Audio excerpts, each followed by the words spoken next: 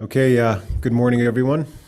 Hopefully everyone got some food. A little bit better weather today, so be a lot easier for us to get to this location. So just a quick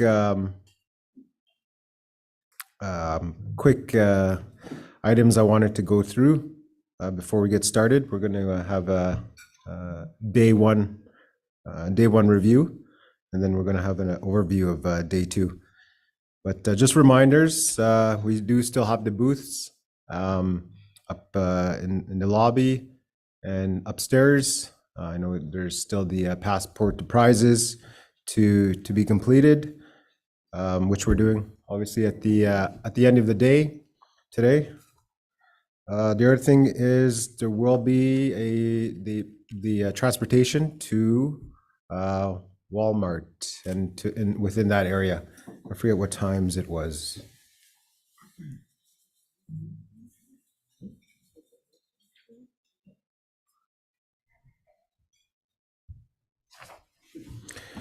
Yeah. So I'll go to Walmart on Memorial, but I don't have the times here right now. So I'll get back to you on that. Okay, so I'll hand it over to Sheila to provide an overview of yesterday's summit.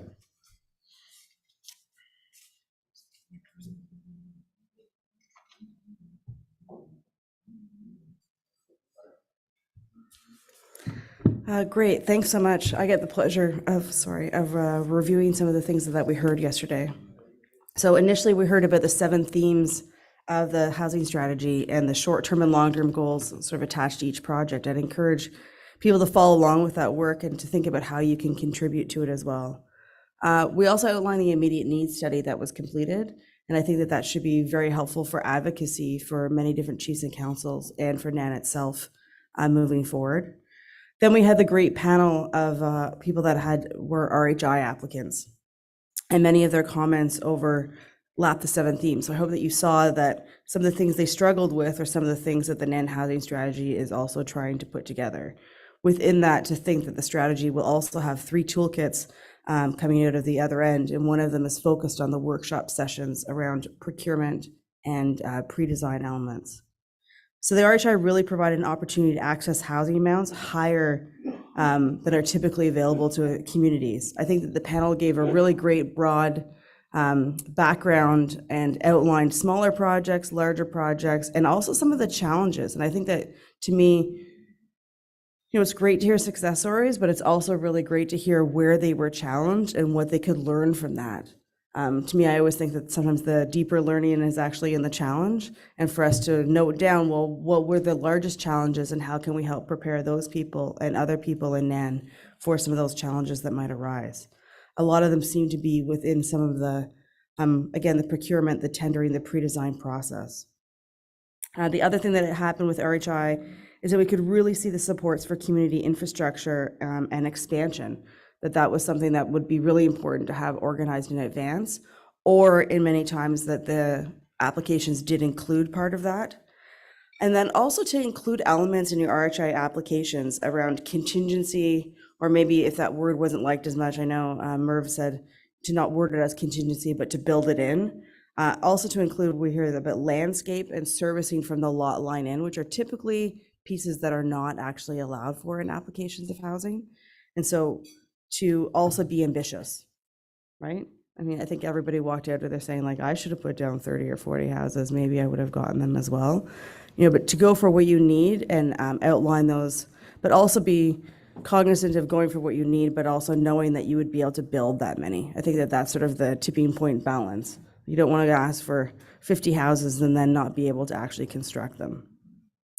At the same point in time, to do your homework about hydro diesel plant capacity and sewage plant capacity. That was actually a great learning for me for when the RHI people were sharing that, to have that information in advance, which kind of goes hand in hand with my next point, which was a lot of people talked about starting now, reaching out to the tribals and NAN for anticipating applications, and that it's better to get ahead of these things and to plan these things knowing or hoping that an application is going to come up rather than waiting for the application to come out and then sort of having to run and scurry to complete it, because everybody needs more time in those early stages. And I think that's part of the pieces that everyone from RHI shared as well, if they'd had the longer time in advance. The other peoples were to not to label contingency and allowances, but to include them. And then also to really look at the evaluation criteria. I know as a professor, I always say to my students, like, look at what I'm evaluating you on, but myself and them always kind of forget halfway through the assignment. So to go back and to look at the evaluation criteria and to speak directly to them, that was something that was said quite clearly. The other piece is the procurement and tendering workshop. There's a lot of knowledge in this room, a lot of deep long-term knowledge. And at the same point in time, there's a lot of people that are also beginning on their journeys through housing. And I think it's that mentorship and that sharing and learning from each other that's really valuable. But to understand also that we're really learning from the diverse and deep experience that many of you have.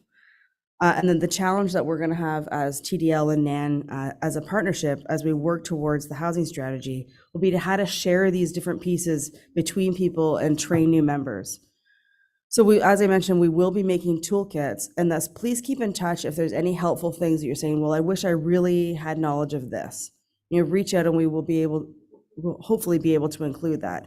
The other thing that I'd say for all of you out there with a really diverse, deep experience, if there's any planning tools that you have or checklists that you have, to share them with us so that we can begin to actually share those with new membership, share them with the younger generation that may not have as much experience as you, and to pull them together. I mean, we're learning continually from the unique pieces in each of the different communities. So I wouldn't want to take directly from the experience that I have in a few communities and apply it broadly, but I think that there's so much diverse experience in the room, and that really came out in the workshop yesterday. And last, we had the presentation from SLAM. To me, that was really about the power of community working together and using sort of training to make really tangible results. It's not only training, but training to create their own residences, to create their own storage facilities. And I think that is an amazing model to follow. But really, they started from a piece of land that was based on a partnership and the importance of partnerships that were key to creating the relationships within with the municipalities, with other people that could supply materials. And I would imagine also the deep partnerships they would have with the people that train around carpentry already. And I was personally excited to hear that they're moving into plumbing and electrician, because that's something that we always do not see enough of people in communities that have the training in those specialties. And that together we're better. And I think that came across as well in thinking about buying materials together. I've heard about how Matawa communities came together and did like large buy orders. And I think that's a really important thing as we move forward, is moving beyond individual communities and trying to leverage the regional pieces to within self-determination of each of the communities, but how we can actually buy things together, learn things together, and that we all do better together. So that was my summary from yesterday. Thank you very much.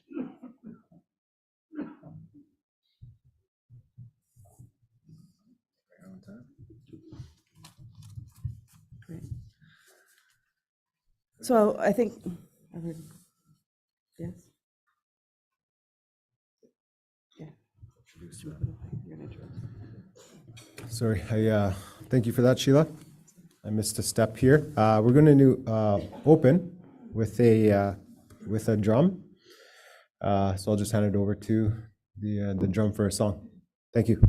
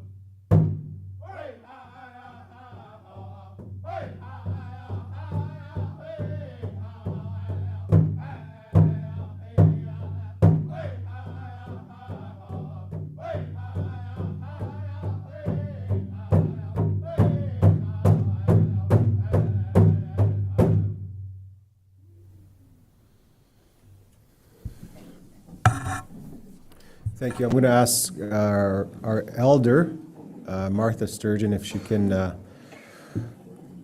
provide a prayer as well. We're going to get a microphone to you, Martha. We'll get a microphone to you.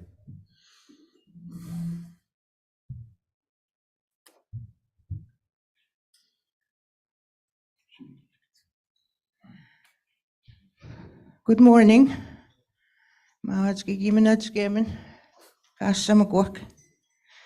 Before I say a prayer, I just want to mention that to keep in mind that we are on Shinwak, on Schnabeg.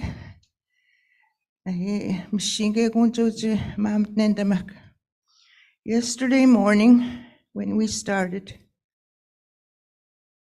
there was fresh, white, clean snow. The weather.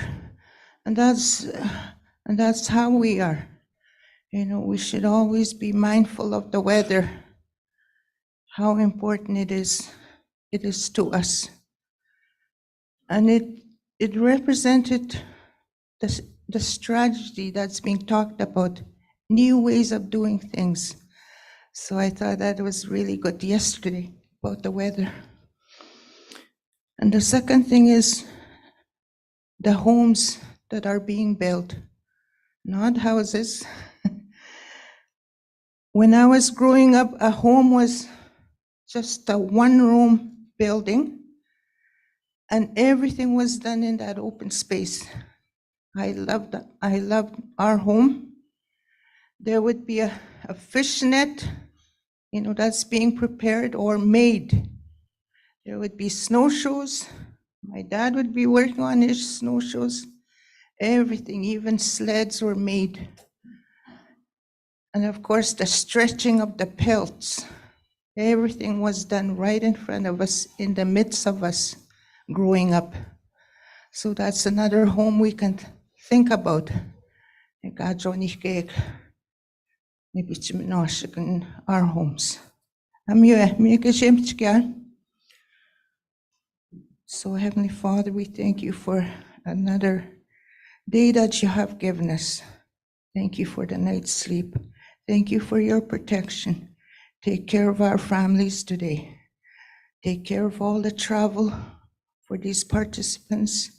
I pray for their homes, their communities, and their leaders. And I pray for the events that will be happening today, the speakers, presenters, and the leaders of this gathering. Jesus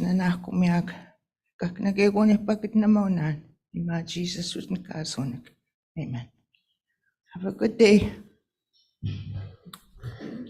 Thank you, Martha. Thank you to the drum as well. I see our Nan elder, David Fletcher, was able to make it today. I know it was difficult yesterday with the weather. So thanks for joining us.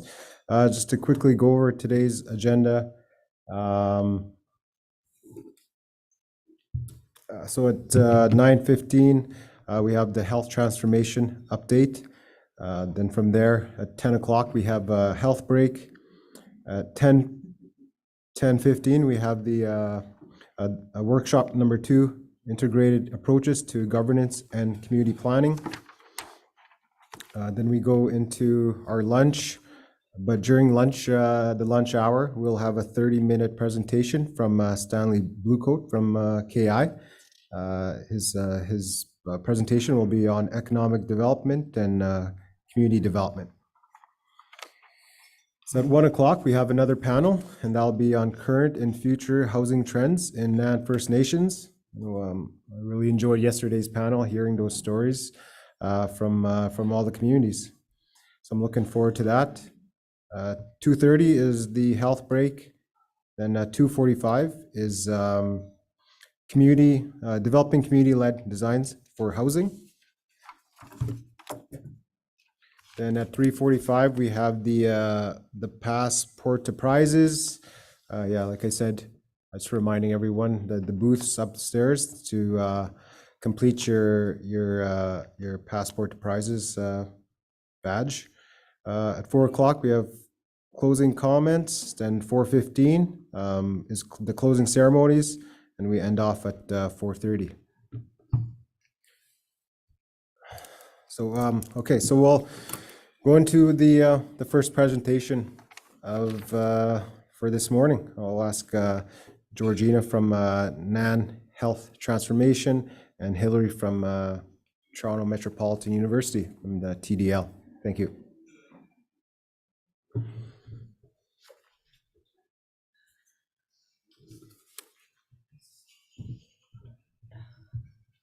You got your mic?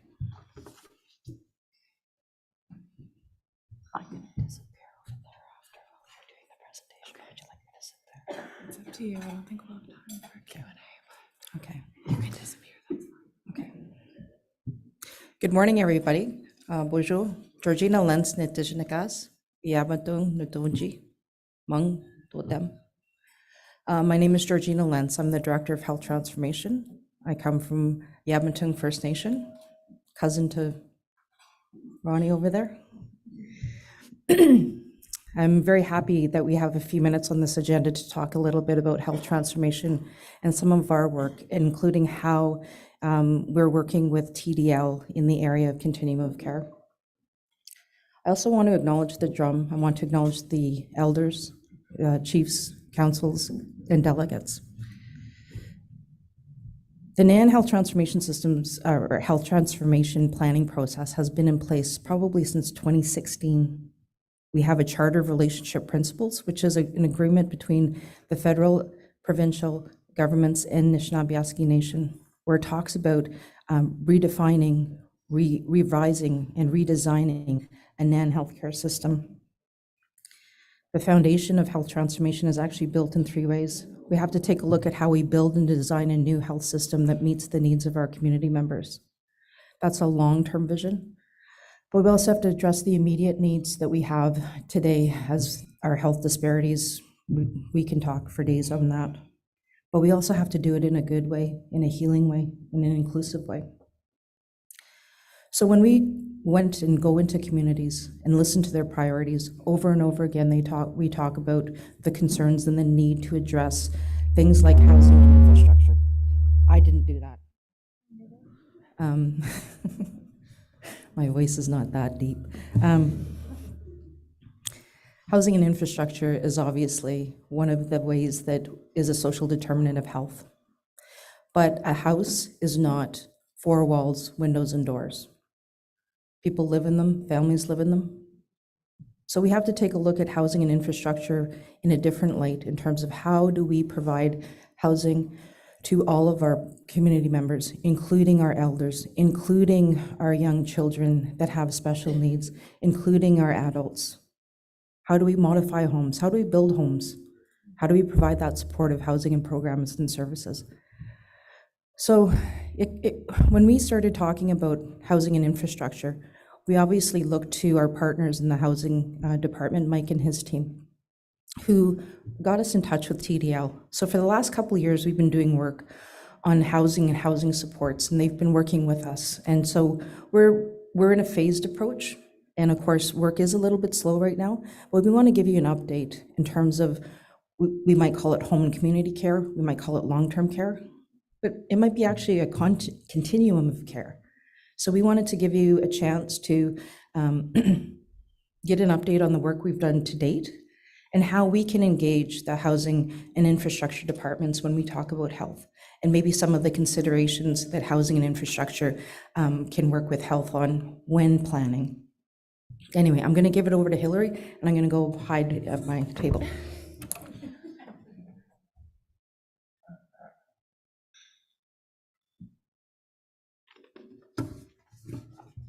Hi, everyone. Good morning. I'm a little bit tall for this microphone, so I hope everyone can still hear me, but let me just find the clicker. Okay, just figuring out which way is forward and back on this thing. Yeah, good morning. Thank you, everyone, for being here today and for being here yesterday as well. As Georgina introduced, I'm here with Together Design Lab and my colleagues, Sheila and Jeff, you've heard a little bit from this week already. And here today, I'll be talking about what we've called identifying and codifying a continuum of care for Nishnawbe Aski Nation, a systems approach. And so you've heard a little bit about Together Design Lab this week. Again, we're based out of Toronto Metropolitan University and have been working all together with NAN First Nations for just over 7 years now. I'm newer to the scene, just here for the last couple of years. There's a few faces, I think, in these photos who are in the room today, actually, and are familiar with some of my colleagues. And what TDL really does is take a collaborative approach to investigating and co-creating housing solutions with communities and community members. And there we go. Really this week, we're here to talk about NAN housing strategy, and that's where a lot of this work grew from. Through community engagement work with housing strategy, we heard a lot, some from people in this room even, about the role of housing as more than just shelter, and about its role in physical, social, psychological, and community well-being. And we also saw the emerging priority that housing was needed within NAN for those in need of additional supports. And that could be elders, it could be older adults, but really anyone of any age who is in need of additional supports to be successful, comfortable, and safe in their housing. And over the course of COVID, health issues caused by home were seen to be exacerbated. So through overcrowding, poor indoor air quality, and greater spread of disease, particularly when we think about long-term care homes and the unsafe conditions that were really exposed on a national scale. And so it's from here that our current work with health transformation grew. And right now we're just trying to make the first steps towards conceptualizing what a full continuum of care would look like for all NAN communities and all NAN members.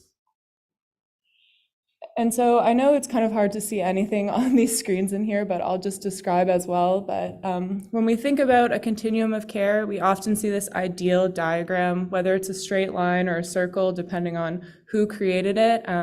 We see this format where health services are aligned with built form. And as someone's care needs grow, the right health services, the right infrastructure, the right housing, the right home is just there to support their needs. And what we all knew was that this was not true in NAN communities. This was not true in Ontario. This was not true anywhere nationally. And so we really began this project. So in recognizing that this journey isn't a straight line or a complete circle in reality, we designed this project in 3 phases to start figuring out what is actually happening. So in this first phase, we wanted to know what the continuum actually looks like as it stands.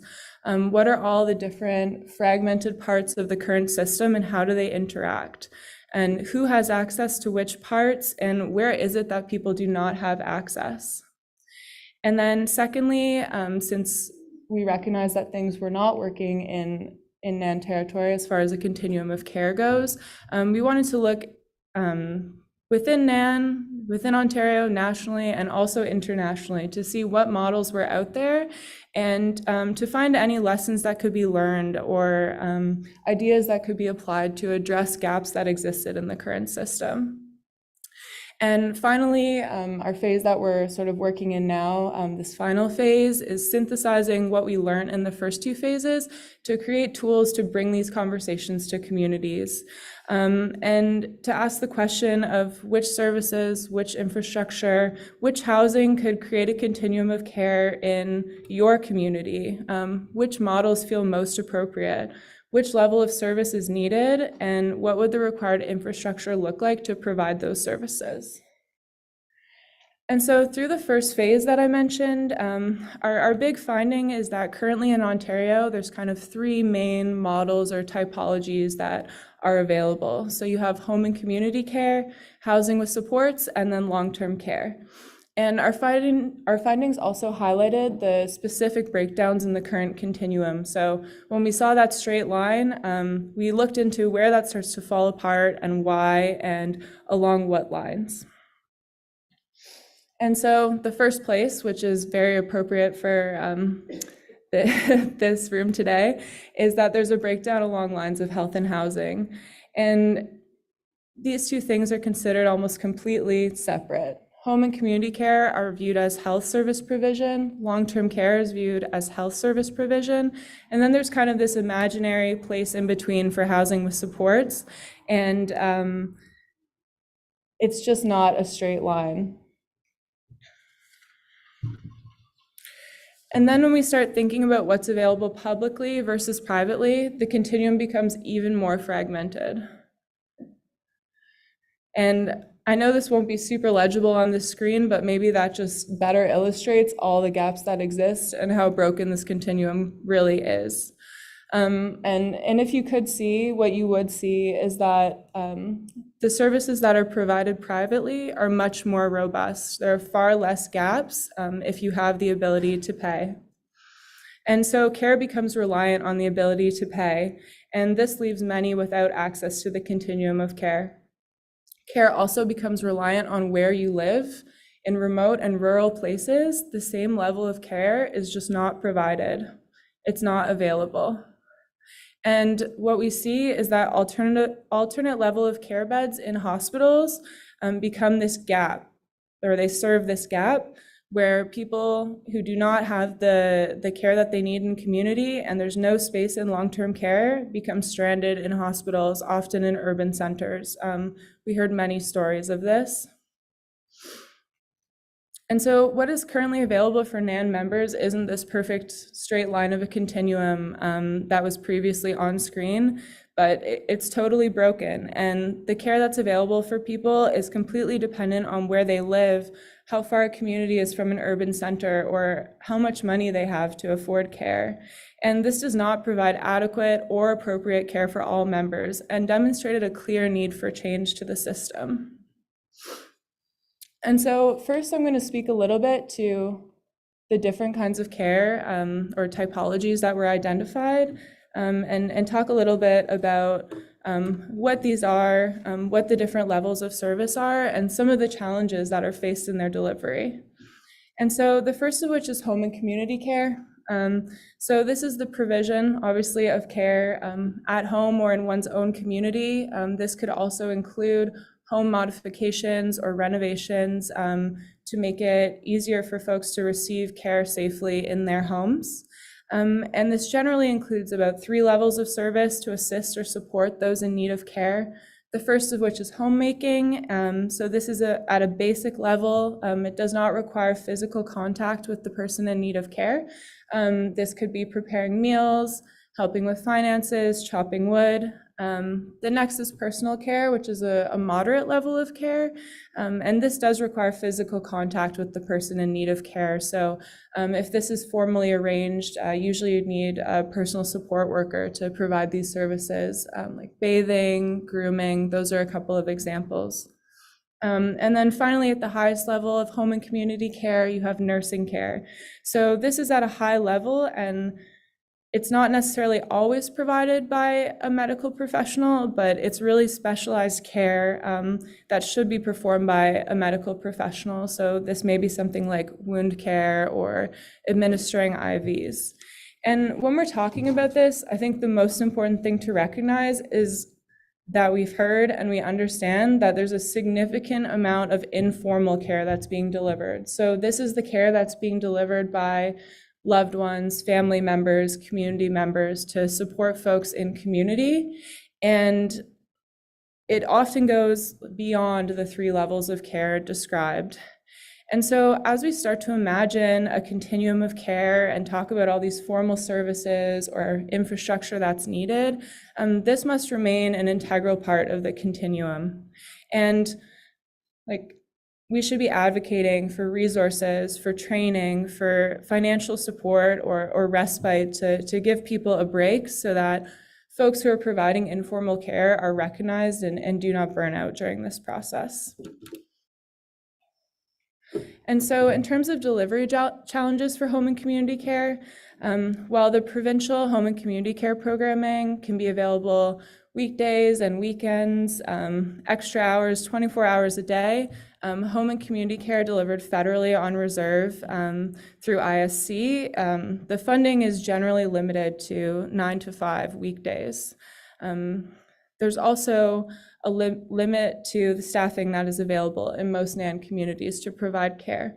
And as we all know from talking about housing, I heard a lot about this yesterday, it's difficult to fund, train, hire, transport, and provide housing for staff and community to be providing these services.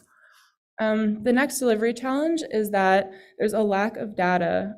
Regular care assessments are required for all individuals who may be in need of care, and it takes a lot of resources to keep these up to date and to know what care is actually needed in each community. And finally, this is the real audience for this one, but home care relies on an existing home's infrastructure and design. And more home modifications are needed, but program funding is limited. And it's also not possible on all existing houses, and sometimes the addition of a ramp might not be enough to keep someone safe in their home. Home might be unsafe or inadequate for receiving care.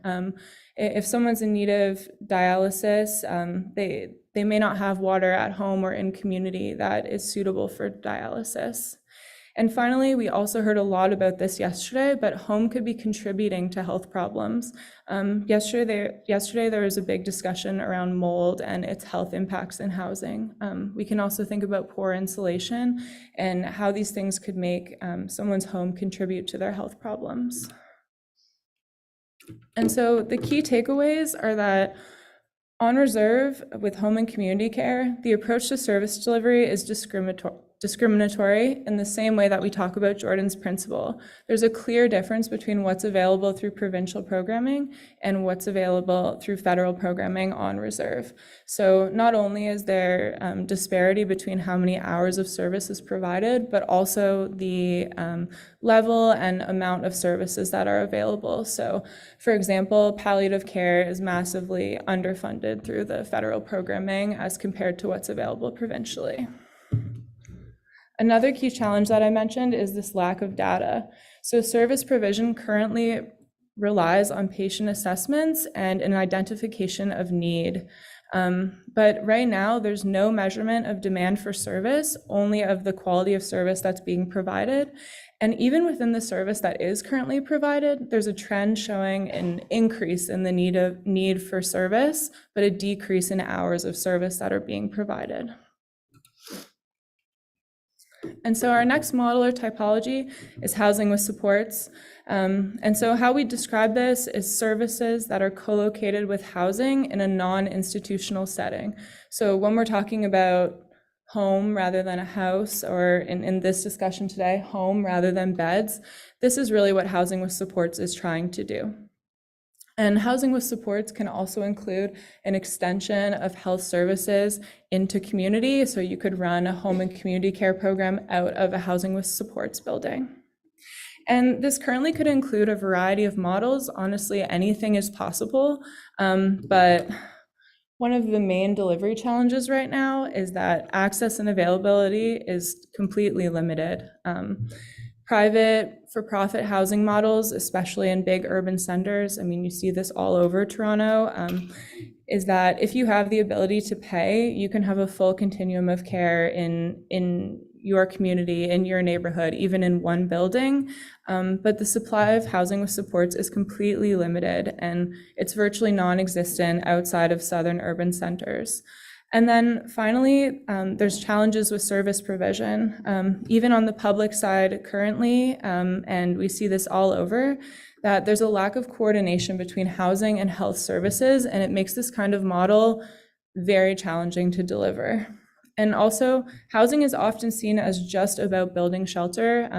I know that not everyone in this room thinks that. We've had discussions for the past couple days to suggest differently, but the reality is that many folks still think that way, particularly those who are funding the housing and services. And so key takeaways about housing with supports is, like I said, this is prioritizing a home rather than a bed.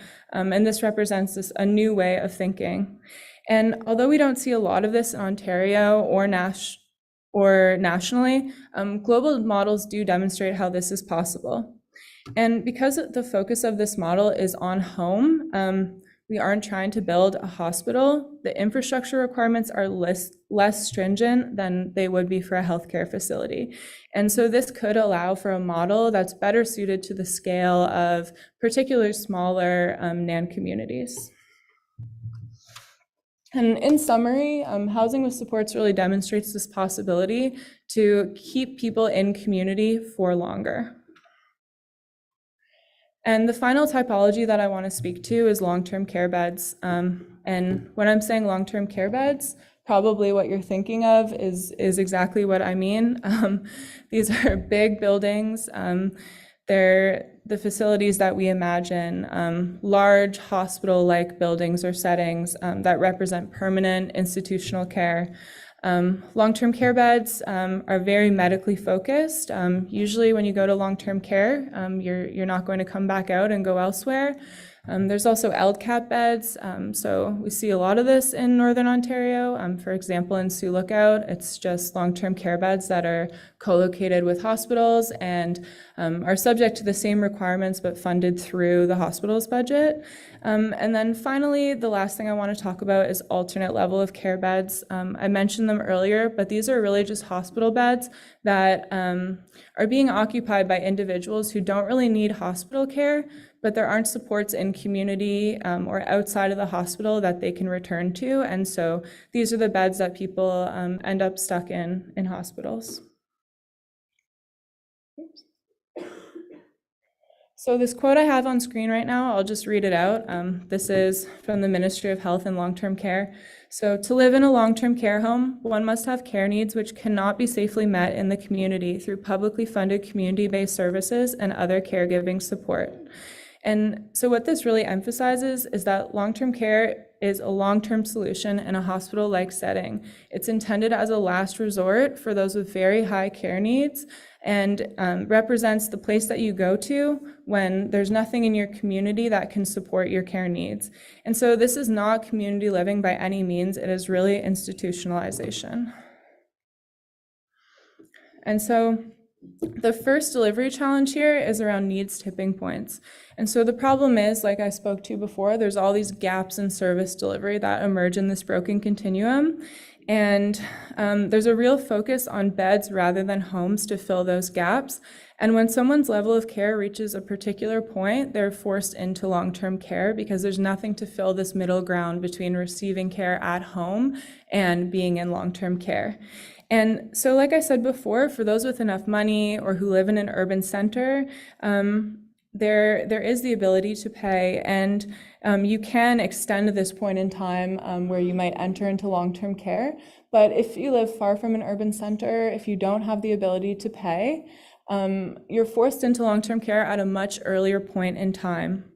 And this is true in virtually all rural and remote settings. And so what this results in is that the current continuum of care has an over-reliance on institutional and hospital-like settings. And it's focused on providing beds and not homes. And as a result, community members are being forced away and displaced from their communities and into institutional settings at a much earlier point than they need to be.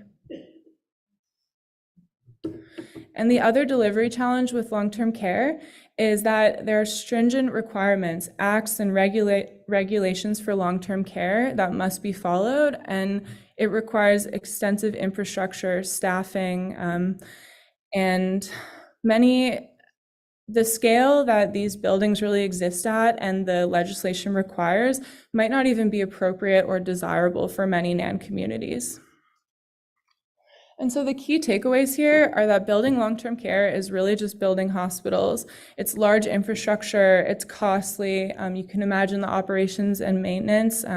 Even if you could build a building like this, just keeping the lights on is a major barrier. And This existing system, it's leading to over-institutionalization and avoidable disconnect from community, but initial global review of literature and models that do exist suggest that there are other options. And so is there a better solution was our next question. And so this is where we look to case studies to begin thinking about what this better solution might be. The hope was that there'd be a way to ensure that care needs are met and that service delivery is supported by infrastructure and supported by the homes where care is received. And so we created this inventory of local and global case studies to try and identify existing models of housing and care in order to review this continuum and demonstrate unique best practices and lessons learned from elsewhere, and also to create a library of examples that could inform future engagement and questions to be asked to community. We also developed interview guides to gather more detailed information from service providers of case study models when possible. We were fortunate to conduct a couple interviews, but this is really just to say that if anyone's community or organization feels like they have something to say about how health services are being delivered, if you have a model of long-term care or supportive housing that you think others could learn from, please reach out to us because we would love to hear your story. And so the way that case studies were selected was prioritized based on climate, geography, policies, cultural context, those that could have applicable learnings to NAN territory. And the goal was to find models that prioritize this idea of home over beds and responding to geographic inequities that push those in need of care out of community and away from home. And although no existing model will hold all of the answers, global models did demonstrate the potential for pathways forward for service provision and design that respond to the challenges currently faced when imagining a continuum of care in NAN communities. And so there are a couple of key next steps for this project and two primary avenues forward. So I spoke today to a lot of policies that need to be changed or reimagined to provide better care to NAN members. So the first pathway forward is really advocacy for these specific policy changes. For example, the timing and level of care that can be provided in NAN communities as currently funded. And then the second is this need for transformative change. We're talking about new ideas, we're talking about health transformation here. And so how can we work towards transformative change to create a continuum of care in NAN communities? And while this first point is fairly straightforward, transformative change is more complex. And where we really see the space for transformation is in this current gap, in this space that exists between home and community care and long-term care. And how can we keep folks in community for longer? How can we think of alternative ways that are created by NAN for caring for NAN members in community? And the final thing that is really critical to this room is the understanding that it's not just about service delivery, it's not just about health, but it will be about working with housing folks, with infrastructure folks, and really integrating these considerations to find what the solution will be. And the vision for a continuum of care, it will not be the same for all NAN communities, and all transformative change will need to come from community and respond to unique context, needs, and desires. And so currently we're working on tools. They'll be visual, they will pose questions, and they will support the development of conversations in communities about what community need is for health and infrastructure along a continuum of care. And so I want to emphasize really that this work is just beginning, and our hope is that in the next phase we'll be bringing this conversation to communities, and we'll be asking NAN members the question of how would you like to live as you get older? How would you, your family, and your community like to be cared for when the need does arise? And how could your community's needs be better met through health and housing? And earlier I spoke to the need for better coordination between health and housing. And so really what I'm saying here is let's work together. I guess I do have a few minutes. I didn't think I'd have time for questions, but I do. But if anyone does have any questions, we can take a couple now. Otherwise, I did have contact information that was on screen, or Georgina and I and the rest of her health transformation team as well will be around today. So if you want to connect with any of us on this work or have any questions, please reach out. Really what we're hoping is that health and housing can begin to be better coordinated, and we can work towards better solutions for those who need care in NAN communities. And otherwise, really just thank you for listening this morning. If there are a couple questions, myself or Georgina, if more appropriate, can take them now. And after that, we will have about a 20-minute health break. Yeah, I don't know if anyone has questions, but.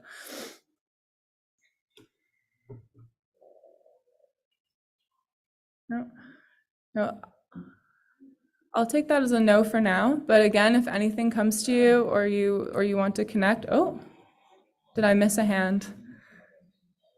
No? Oh yeah, sorry. Hi.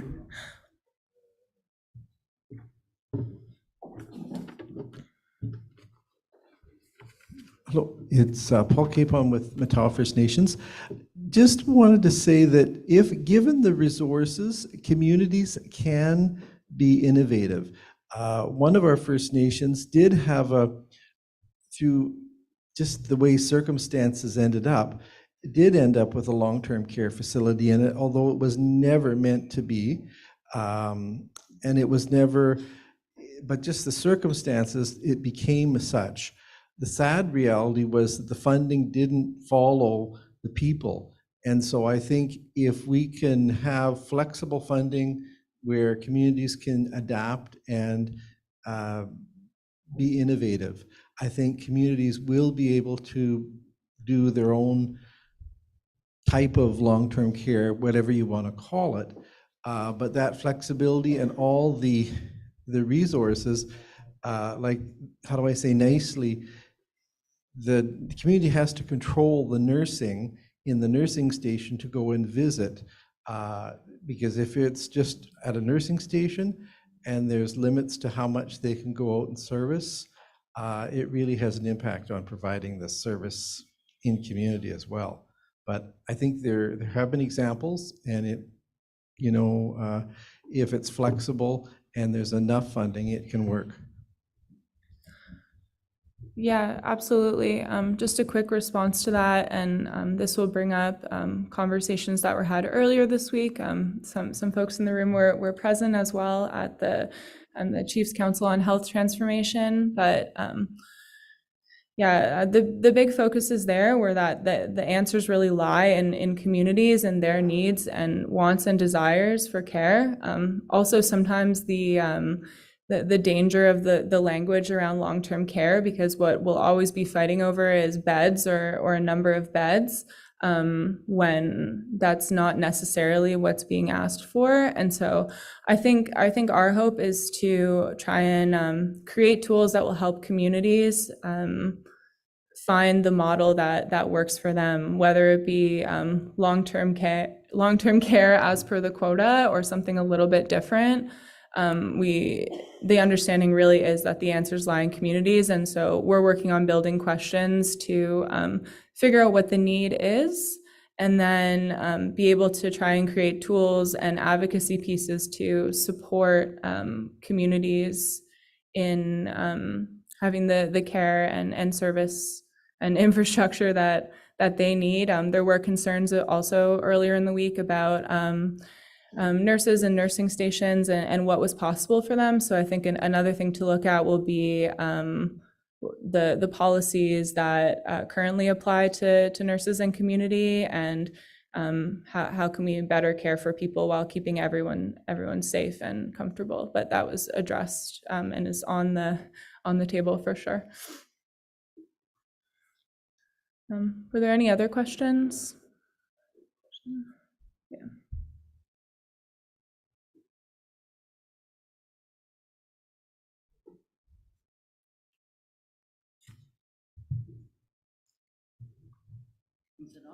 Hello? Hi, good morning. My name is Dolly Meskash. I'm the housing manager in Mishkigogmak. I just have a question. You say there's funding for upgrades on homes. Who do I speak to in regards to access those kind of dollars to support the elders that are going into these new homes? Like for home modifications? Yes. Well, we just did the rapid housing initiative this past year, and we're just waiting for our final inspection to be done. Yep. And we we we needed extra funding to put in ramps for these homes, but we've kind of the cost of the delivery of the houses kind of took a lot of money, a lot of funding on our thing. And you say that there is funding, Yeah. and who do I speak with? Who with do I the- work with is more like. Yeah, with the caveat that the funding is limited and people do experience long timelines on getting these projects complete. There is funding through CMHC. I saw some of the sort of pamphlets for those on the table out in the hallway by the registration desk. For like, there's the RAP program they have. There's also some for emergency repairs. There's also another one that I believe is specific to older adults or seniors, but my understanding is that a lot of that funding's through CMHC, but it is limited at this point, and there's a greater need for that to be funded. That's my understanding right now. Mike, is that fair? Yeah, okay. Were there any other questions, or is everyone ready for a coffee? That's okay.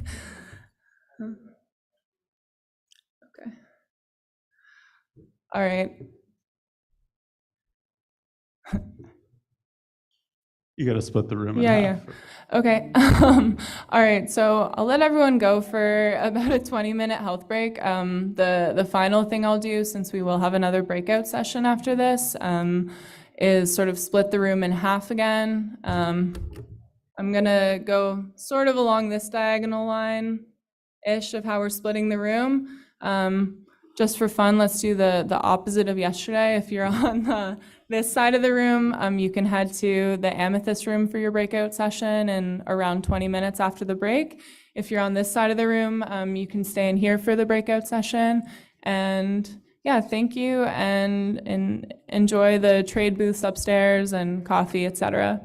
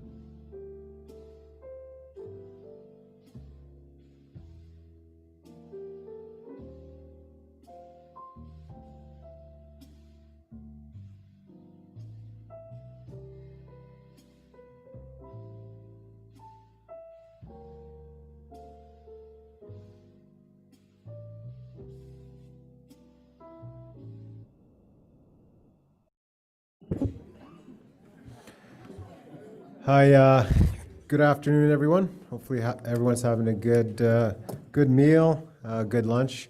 So we do have a lunch presentation while everyone eats.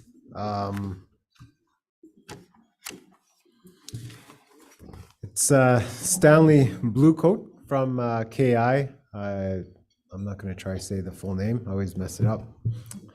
Big Trout Lake First Nation. He'll be talking about community development and how he has supported economic development and the growth in KI with the support of the community. So I know I've been to KI a few times when I used to work at IFNA. I used to stay at his hotel, and not too long ago, I went there a few years ago. Now he has this. I mean, he'll get into it. It's his story to tell. So, but he has a beautiful hotel in KI, a store. It's great to see that. So it's an inspiring story, and I'll ask Stanley to come up and share his story.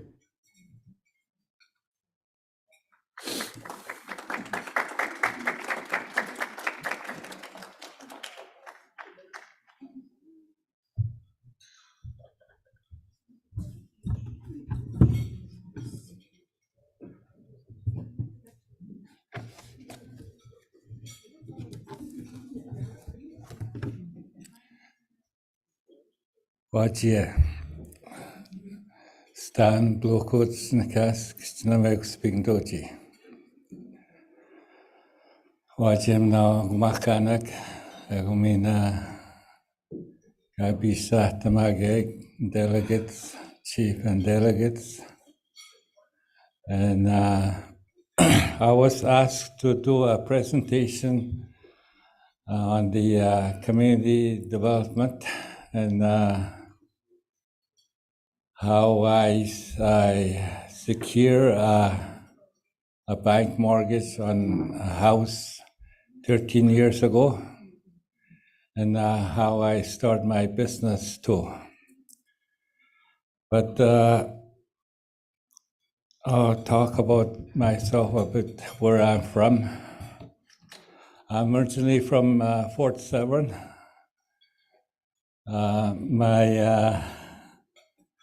My parents moved to Big Trout, that's in KI, about 57 years ago. I was only 4 years old when they moved to KI. Because we didn't have a clinic in Fort Severn those days, and KI, they had clinic. They had health problems, and we had to move to KI, close to the clinic. And that's where I grew up, in KI. And I've been it was hard for me growing up. It was not easy. I lost my mom when I was just 12 years old, and my dad 3 years later, he passed away. And I was 15 when my parents were gone. I dropped out of school. I just went up to grade 8 with no support, and I had a rough time growing up. No job, because I have brothers and sisters, but I'm the youngest one, and I was the youngest one. I couldn't stay with them, and I had to stay on my own. But it was rough. Me growing up in KI, and I was looking for work too, and I wanted to learn how to build houses, carpentry work, and I went to see the chief and council if I could work. No, they said, no, we have enough people already. We can't hire you. So what I did was, I was just 15 years old, and I had no income. And what I did is I just volunteer. I wanted to learn. I volunteer. 3 weeks after I started, the supervisor told me, where do you get income? Do you eat? I don't eat sometimes 3 days, I don't eat sometimes for 3 days. Because I want to learn, I'm just doing volunteer work, and I want to learn how to build houses. And he said, I'll go see the chief and council. And from there, I got hired to work as a laborer, to help the construction crew, because I wanted to learn. And that's where I got the band start paying me to work. So I worked my way up. I was a laborer and became a foreman, and I became a housing coordinator. I was there for 12 years. And and after that, a few years later, I got elected to a council. And right now, I'm a council member, I'm a deputy chief too, and I'm an entrepreneur too. That's what I do in my community. I just got reelected last week. I didn't run for June election, and I said that's it for me. I want to retire from council. But there was a by-election. They asked me to reconsider running again. So I got in last week. Yeah. And thank you.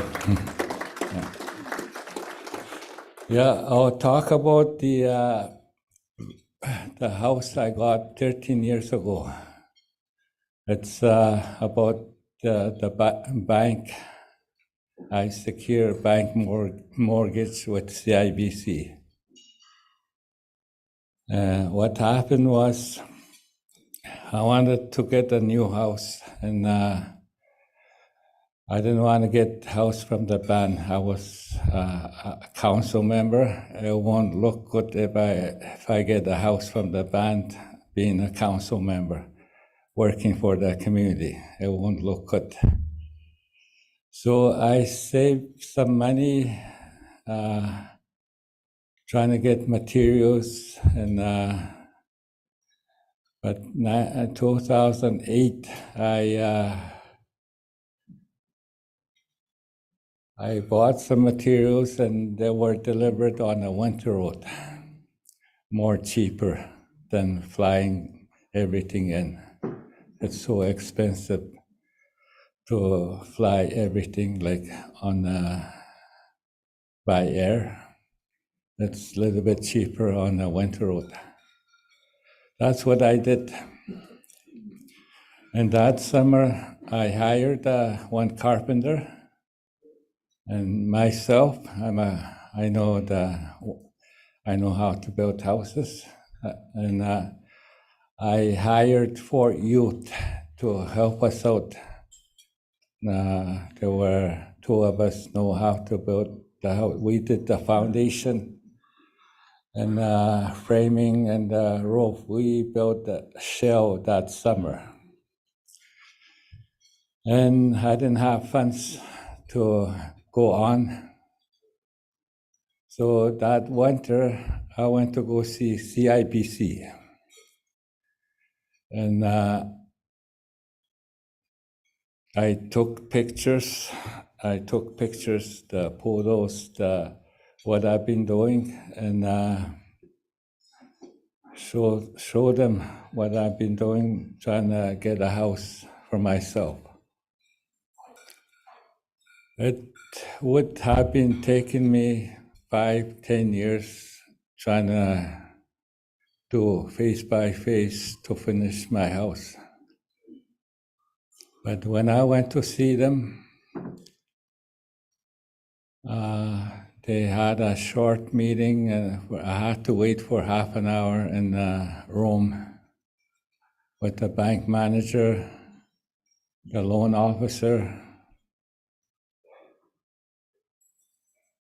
Came back. They were really impressed what I was doing. And they said, go for a bank mortgage. Finish your house at once. So I asked them, how can I do that? Like it's on a reserve. Yeah, there's a way you can do it. You'll be the first one to get a mortgage on the reserve, north of Sulakot. So in the process, so beginning the process, how to, they asked me for my, I filled out the application to CIBC, and they want more like EFNA technical services help me out. It was Mel, what's his name? Mel Barber that time when he was working there. That's the guy that helped me out, the applications. And with CIBC, they look at my credit history before the process, and it's good. I had good credit history, and my application went to Sulakot, Toronto, Vancouver, back and forth. And it's good I had 2 jobs that time too. Yeah. And so what they wanted was, CIBC wanted a BCR from Chief and Counsel, guarantee loan. And I got Chief and Counsel supported me what I was doing. They made a BCR for me, a guarantee loan. It's if there's any default payment from me, they'll take over. But that's not happening. It's not happening yet, not yet, yeah. And so they wanted, it's on a reserve. They wanted a lot, like because it's on a reserve. They wanted a letter from council to, they're giving me a lot to build a house there. That's what they needed to. And for that guarantee, it went to ISC Thunder Bay Ministry Guarantee, they call it. And then it went to Regent in Ottawa. It was really the application, what's needed. It was hard. First time doing this, trying to get a mortgage. It wasn't easy. I didn't know what I was getting into. And And the house that when we did that house for that summer, that 2008, there was me and the other carpenter and the youth. The bank said use a contractor. So I got a contractor. Make sure you use certified plumbers and electricians and the painters. So I got a contractor from Solakout to finish my house, and they did. The contractor finished my house. And EFNA did the inspections. It has to be inspected, yeah. What the bank wanted me to have a house insurance too. So they asked me if there's a fire hydrant close by. Good, I had a fire hydrant close by, and was 270 feet to the main road. And I got the insurance, and I had to shop around for the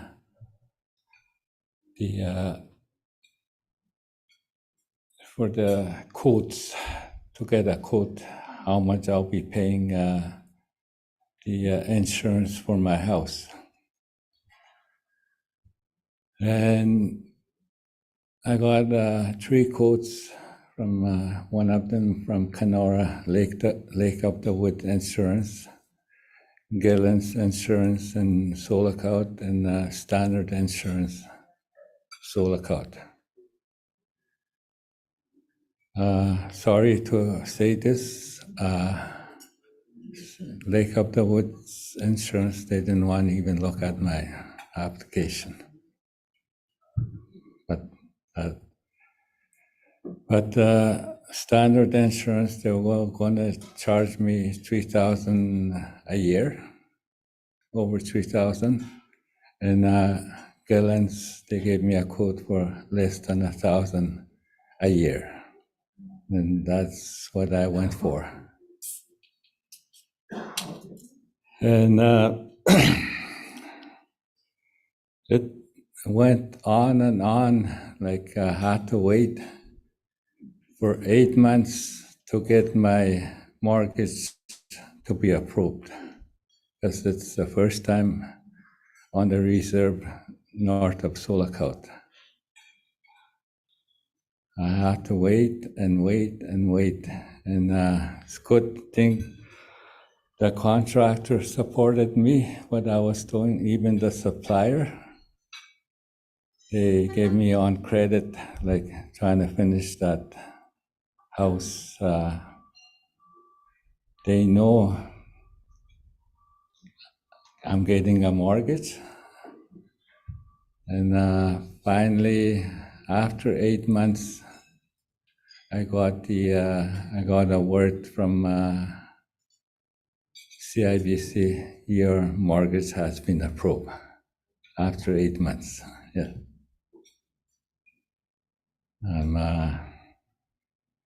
It's a 19-year mortgage I had, and I got less than 6 years to pay it off. Yeah. And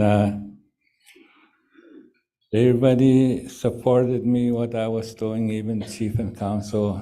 They gave me heavy equipment to clear that. Where I built my house, it was a house. The house was burnt down there, and I had to clear everything. So where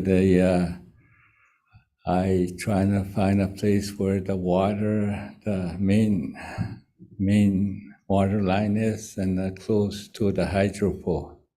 That's what I was looking at. And after I finished my house, I was I got furniture coming in that time. I had my brother-in-law working at the airport as an airport manager, and I didn't even move into my new house. They asked me, "Can you put the contractor there for 3 months? They're working on the terminal.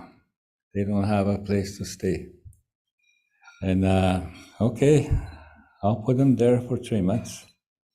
So after they left, that's when the phone started ringing. They said, "We hear you have a nice place. Can we stay there?"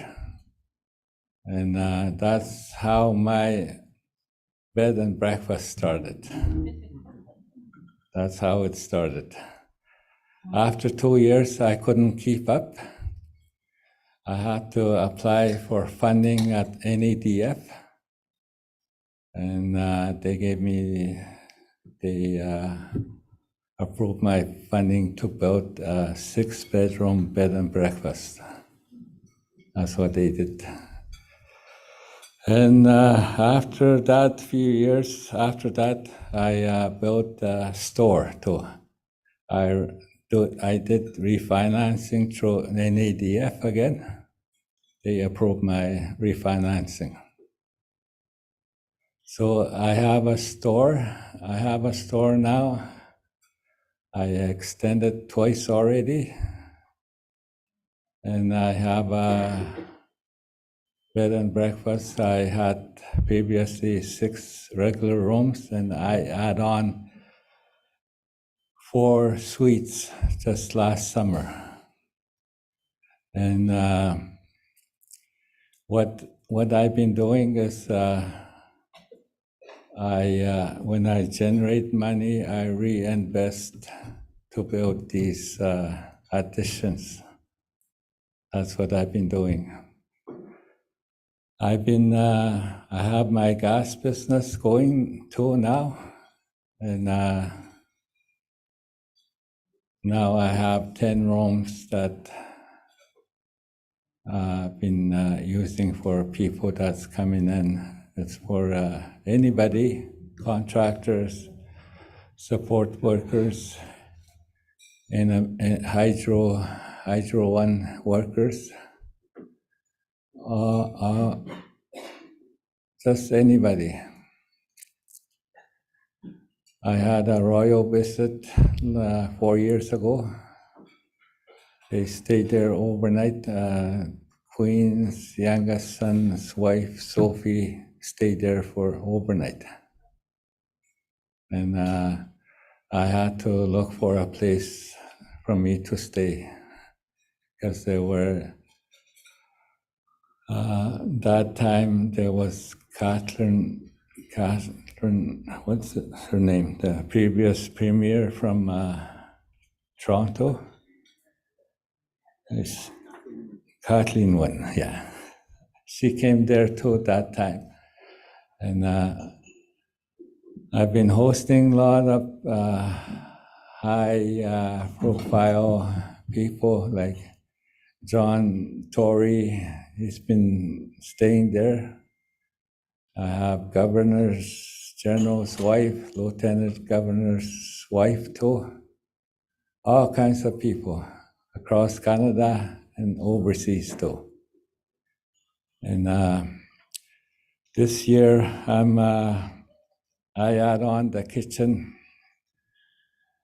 And what I've been doing there is people that stay there, I provide breakfast for them. But last few years I couldn't do that because of the virus. I used to have a cooks there, but I can't do that anymore. And now I'm adding on a kitchen.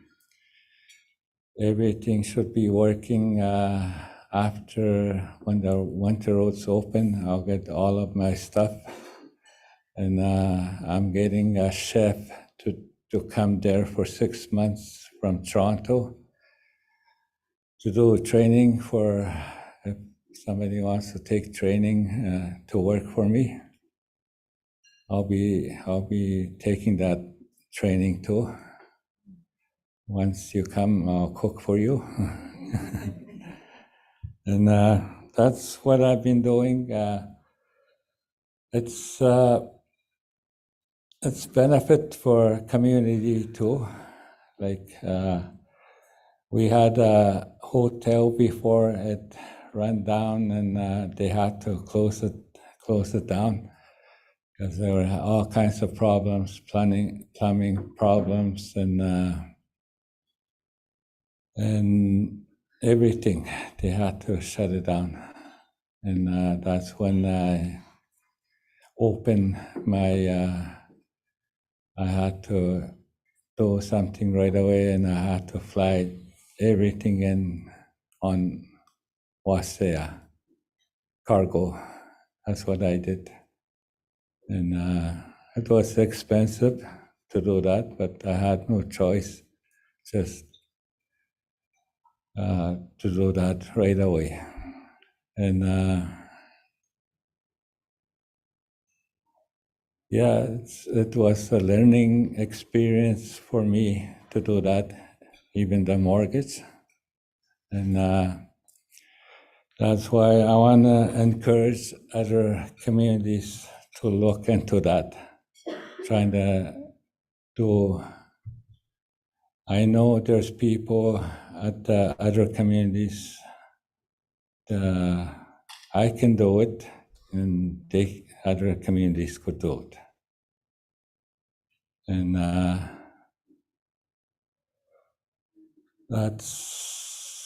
I think that's everything I wanted to say. Thank you. I guess if anybody wants to ask questions, you're free to do that.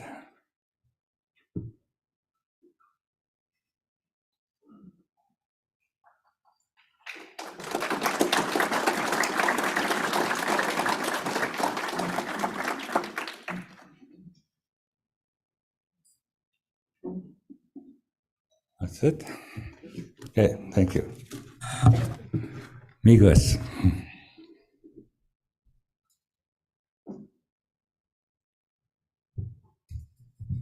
Thank you for sharing that story, Deputy Chief Blue Coat. I'm glad you were able to make it down here, especially with with your business and being reelected as of Friday, right? So thanks for making the time and coming down here. We appreciate it. I know just the challenges of building a house in the remote north, in a remote community, and trying to access a mortgage through a bank. It's incredible what you've accomplished. I've always really looked up to you and inspired by that story. So thank you again. All right, so what time is it? So in about 10 minutes, we are going to 10, 15 minutes, we'll start the next panel, which is current and future housing trends in Nan First Nations. And so, yeah, we'll start that in about 10 minutes. If you want to grab a coffee or whatever you need to do. So thank you.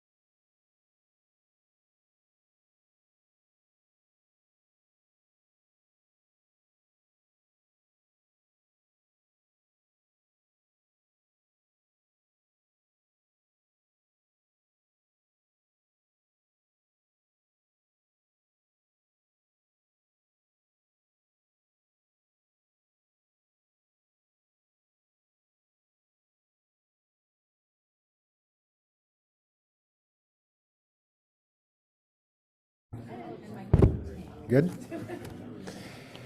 Good afternoon, everyone. So I think we're going to get started on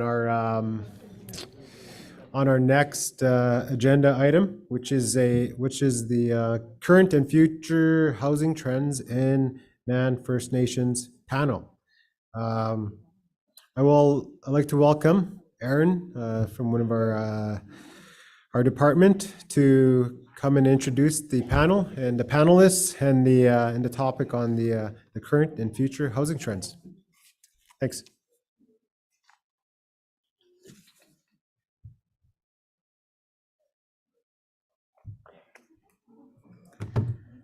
Okay, good afternoon, everyone. As Mike mentioned, my name is Erin Meller, and for those who don't remember me from yesterday, I'm a project coordinator here in the Infrastructure and Housing Department. I've been at NAN for about 2.5 years now, working on the NAN housing strategy.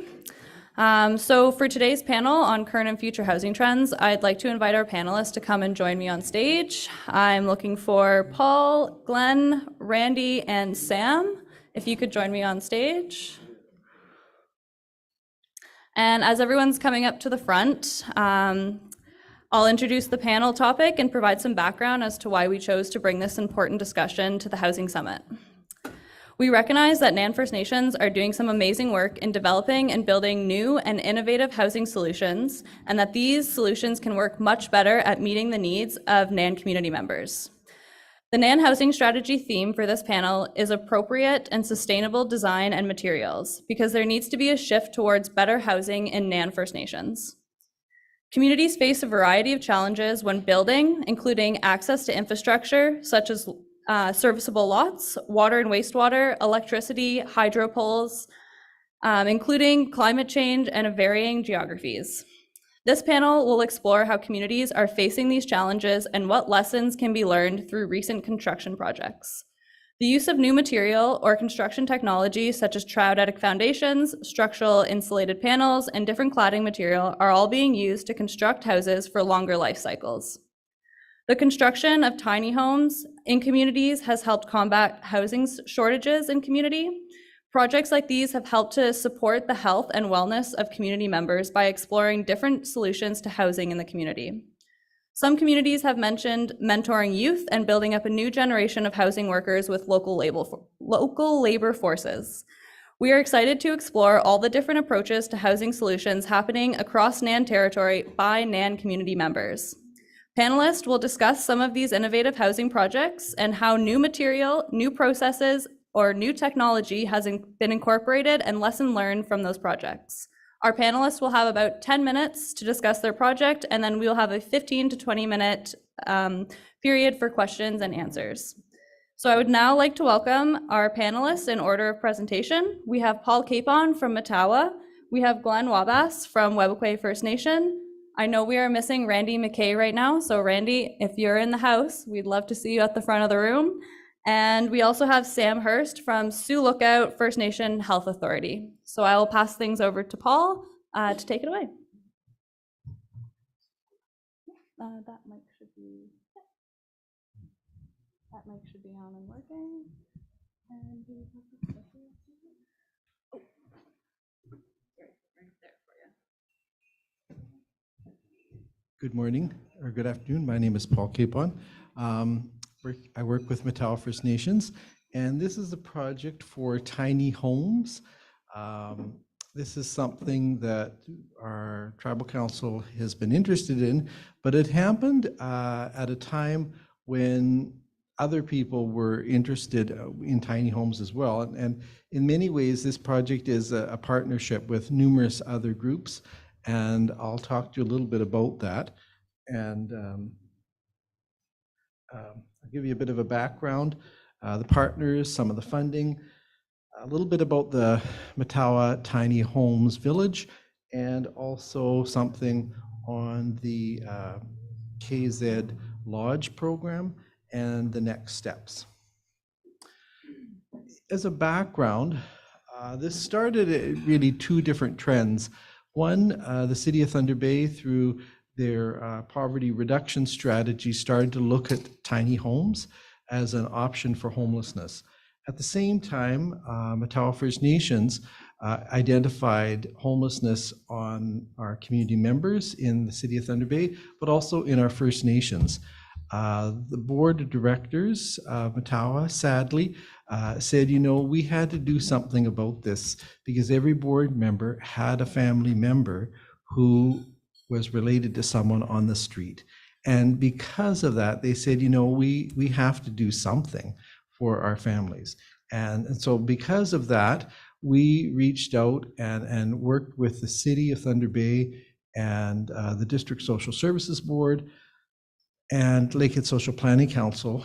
And ultimately, a broad-based committee was formed, and the committee came together, and we started to look at it not just about housing, but also about youth and training and mental health supports and other things.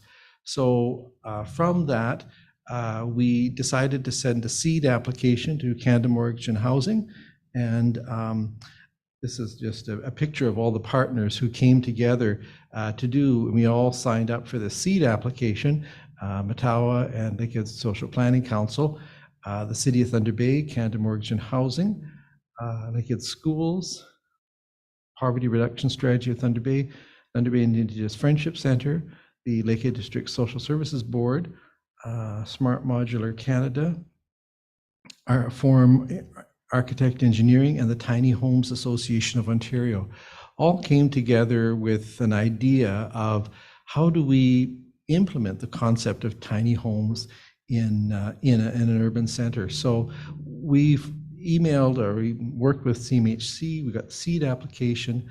It was for about $150,000 that we got from CMHC. And at the same time, the Friendship Center, they applied for a youth grant, and they got funding for youth at a high school to work on their education, mostly about their apprenticeships. And I'll tell you a little bit more about that, the KZ Lodge. And this is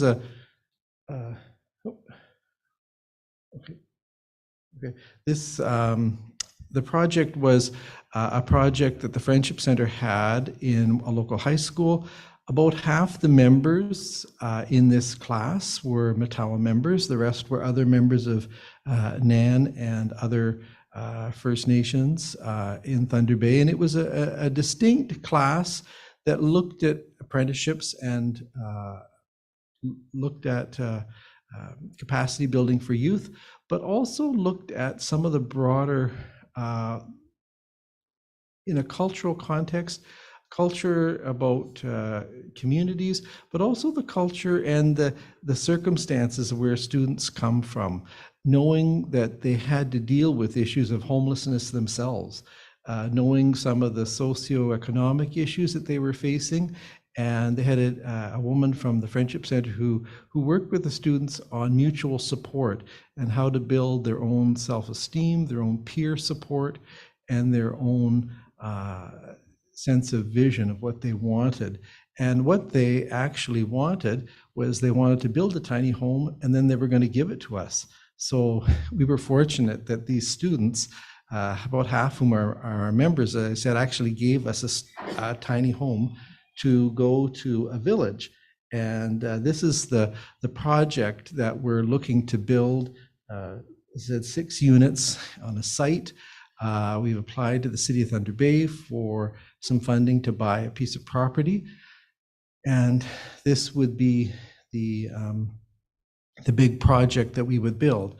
And we put it out to tender, and we had a consultant, and we ultimately got an architect who was able to design a tiny home and also was able to look at the site where it would be on.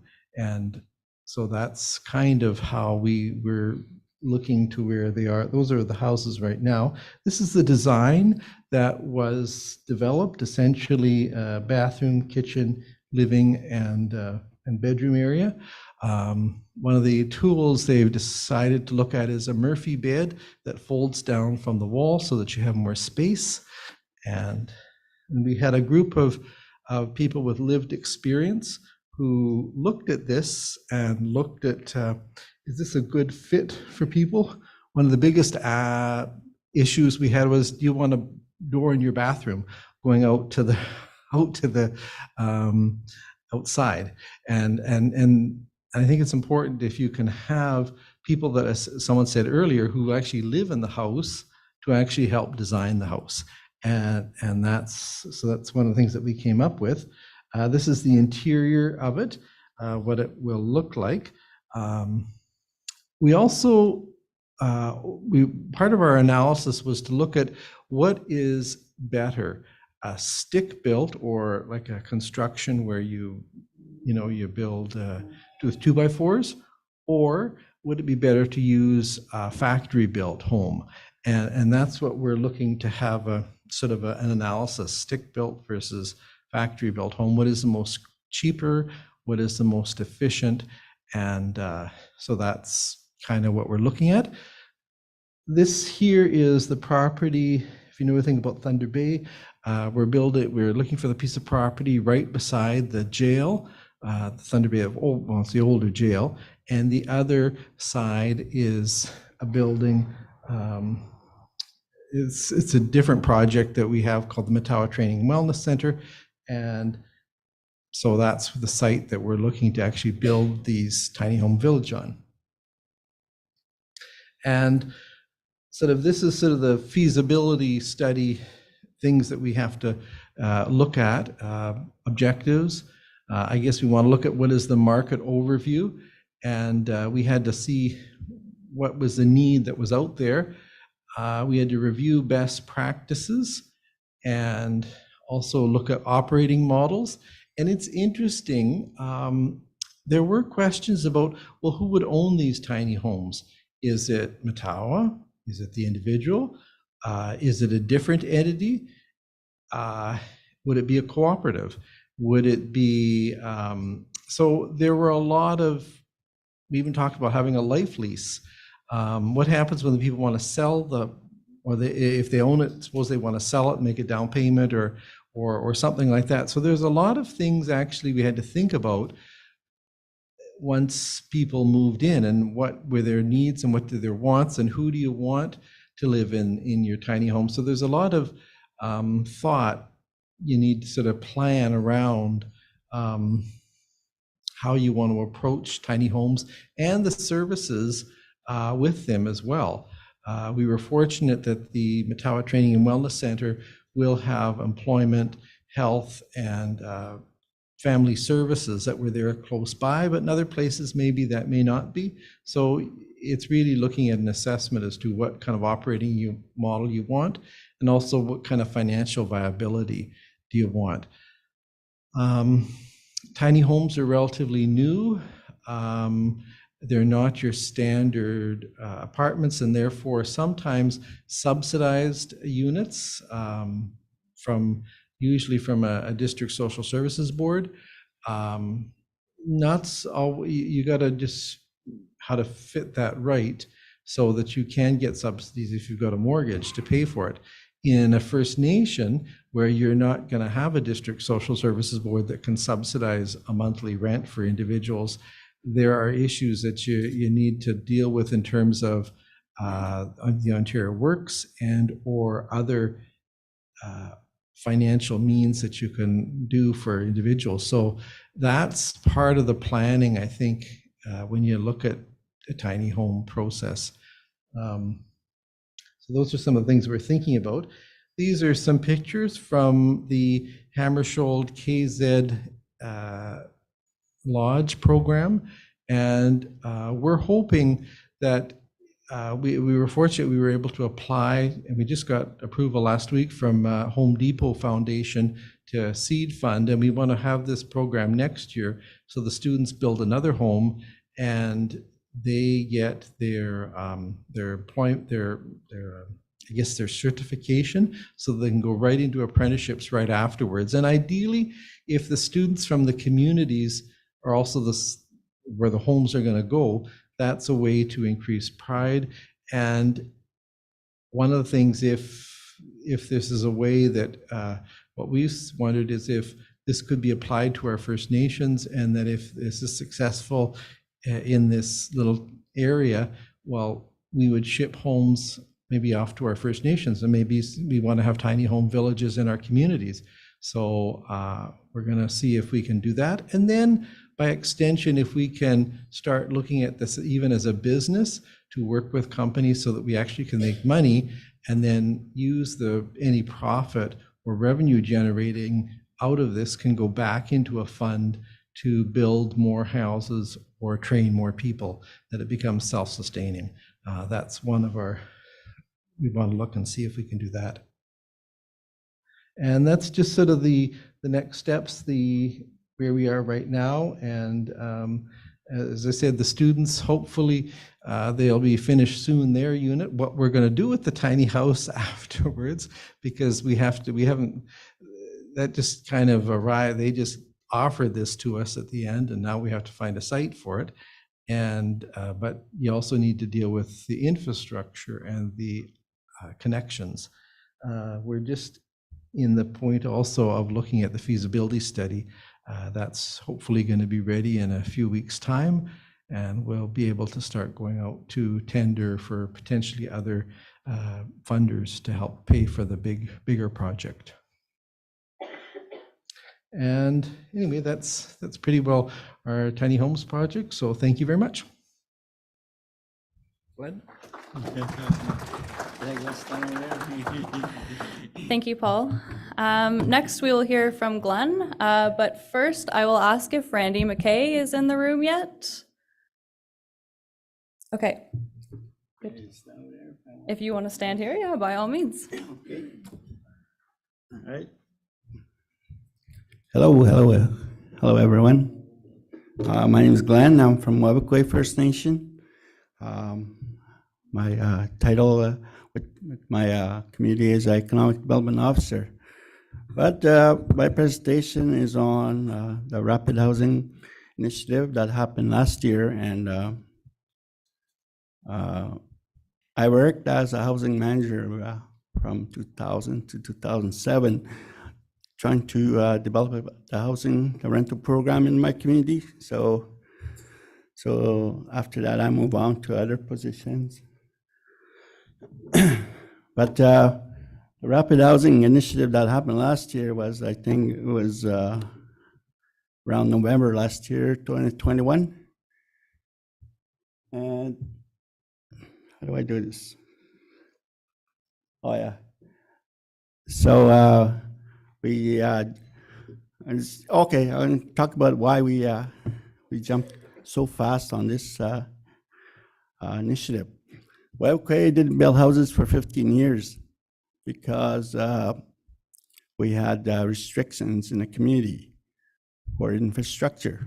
We couldn't hook up houses. That Hydro One remotes restricted the community not to hook up any more houses, and plus the water and sewer system, you have to upgrade it to hold more houses. And within that 15 years, we lost our labor force. So, and to date, I think we built close to 70 houses from 2017 after the restriction was lifted, and Rapid Housing was one of the projects that we did. And turned out the previous years we had worked with engineering firm here in Thunder Bay, Architect 49. And we hired that a person there to do as a project manager to do a Rapid Housing in November, 10 days after the funding was announced. And with the contractor for the housing, we were approved for 14 units. And the contractor was working in the community within that same time frame, from 17 to 2020. So we kept those people because we didn't have labor force to our local people to build houses. So that happened very fast, and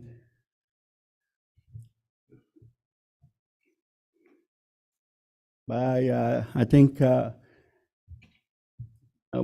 we got approved, these were the sites that we picked because we did our community housing assessment because we inspect all the units that I think Webke has about 185 units in the community, and majority of them are rental housing units. So the first picture is a site we picked for the sixplex, and the second picture shows where we built the 2 fourplex units, and from the construction to finish was about 6 months. And Webke is our road community. It's about 540 kilometers north of here.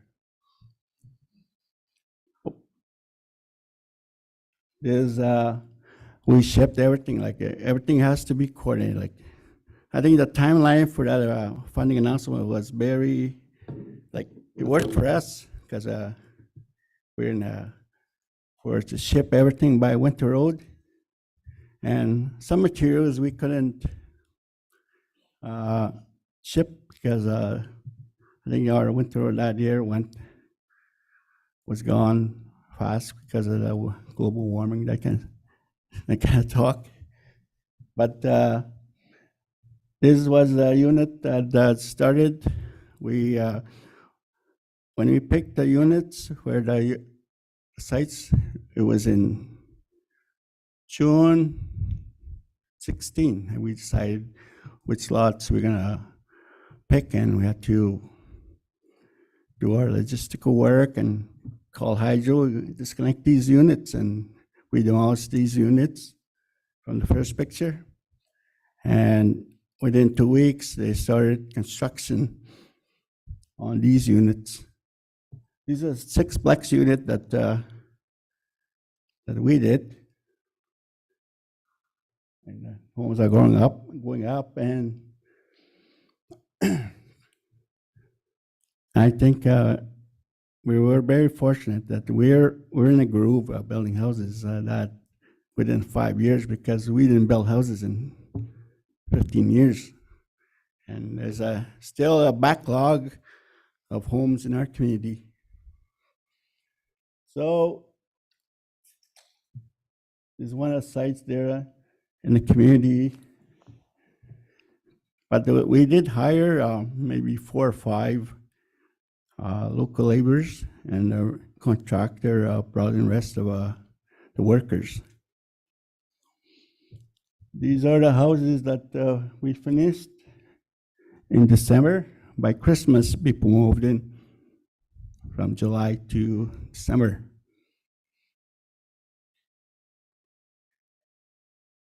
And I think if there's another opportunity for us to do that, I think we'll jump on that again. The bottom one is a sixplex unit, but all the units were 2 bedrooms units. But I don't think we really had any issues or challenges when we did this project. And the only issue that we have is that we don't have a labor force now. Like Paul says, I think there's funding coming. I was here at the housing conference. I like the slams project that they're doing. That's a kind of thing I want to try to do with my communities, build a new labor force for the future, so they can build homes, more homes in the community. So pretty much this is my presentation. But I was going to do this yesterday, but I missed my flight. It came in early, so I got picked up yesterday about noon. Hope if you have any questions, you can ask me later. Thank you.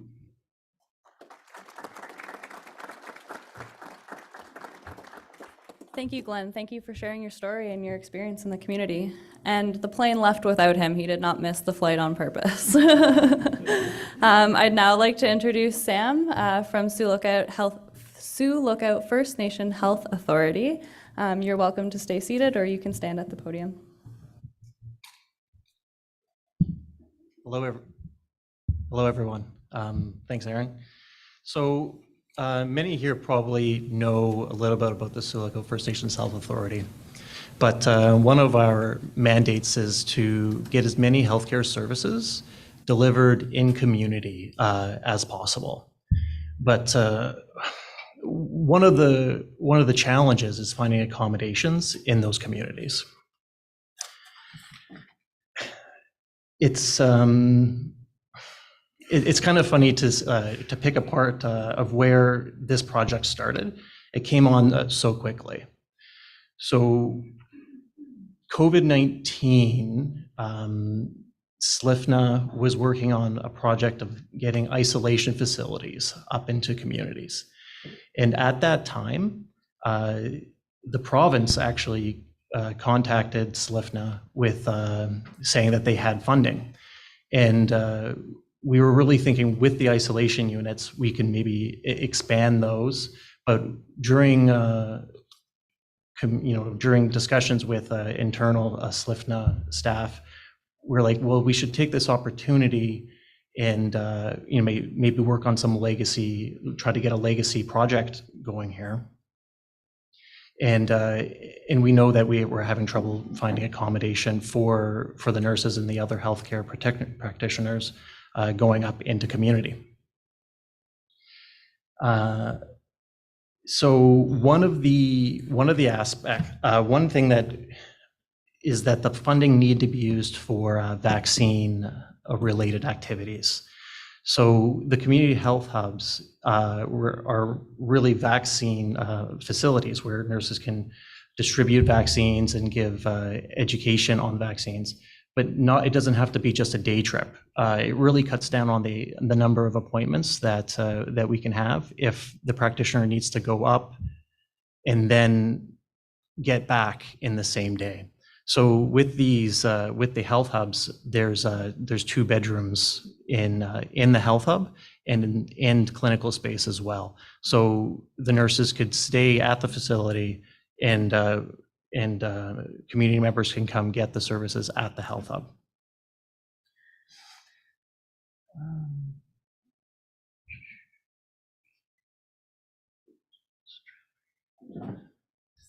So we had to work closely with the communities, especially finding sites for the health hubs. You can see a picture of one of these. This I believe this is Muskrat Dam facility. Yeah, and I think there's one in Webequie as well. Oh.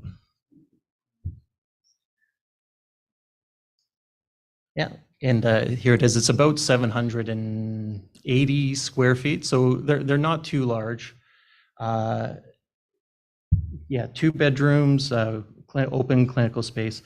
It's more of a modular system. It's not like we heard before. It's not a stick build, and this has some major advantages. So it's actually quite light. It's a steel building, and then like large polystyrene insulation blocks make up the majority of it, and that really cuts down on the thermal bridging. So they're very energy efficient. There is a similar size building that SLIFNA works out of, I believe, in Lac Seul, and when we took a look at the energy consumption between one of these facilities and the Lac Seul facility, it's actually approximately 43,000 kilowatt hours more efficient per year.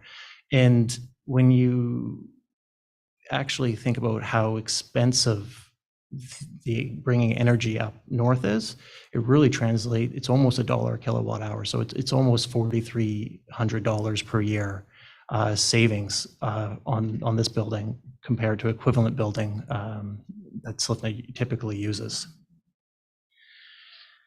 There were a couple options. So when we were looking at the isolation facilities where this kind of project almost started, one of the requirements was a foundation which is movable. And then that's when we were introduced the triadetic foundation. As you can see in this, the photo here, it's the kind of scaffolding-like foundation. There's other options. There was the ground screws, and then there's a traditional foundation. We went with the triadetic foundation here because of good things we were hearing from other buildings that have this. It's a little bit more work up in the first couple of years because it needs to be adjusted. And every year do like frost heave or other movements. But after a couple of years, it really settles down, and you don't have any like maybe catastrophic failures. With the ground screws up north, we were hearing that sometimes they just pop right out, and it could create damage to the facility. And same thing with a standard foundation. You can have cracks, and it creates a larger issue. Well, here, if you're on top of it, you can kind of correct it before it becomes a problem. And we'll see how they work, but we're hopeful that they will work well. Again, we can't thank the communities enough. One of the stipulations was, it wasn't a stipulation, but what we were trying is to get as close to the nursing stations as possible. And everyone came through, and we got great locations, and they need to be serviced as well. The system's also quite light. Another big benefit here, we went with the builder is Ferris Build Tech. They're out of Kingston, and the actual cost of bringing one of the facilities up, between driving it up on the winter roads or flying it, was only about $10,000. So we brought them up on the winter road, but on a system like this, if you needed to bring it up, in the winter roads, last year the winter roads did not last very long. So a system like this actually it was pretty economical to fly it up if we needed to. So we had 4 facilities. One's completed in Muskrat Dam, and then the other ones, Webequie, Kiwewin, and Cat Lake. 2 of them just need hydro hookups, and one of them is still under construction.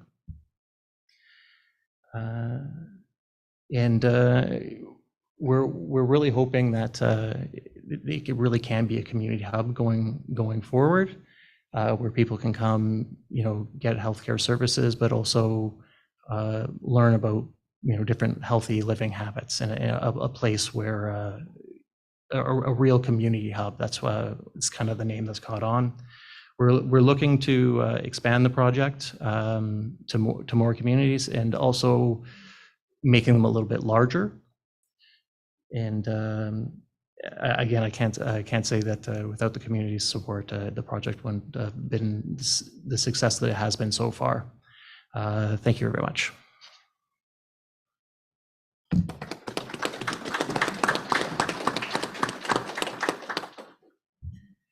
Thank you, Sam. We appreciate you coming and sharing. I know you said it was a little bit last minute, but we appreciate you being here. It's awesome. I'm going to welcome Ashley Adites, my manager and the manager in the Infrastructure and Housing Department, to facilitate the question and answer period. So for those of you who have questions for our panelists about the projects or their projects in general, please get that going.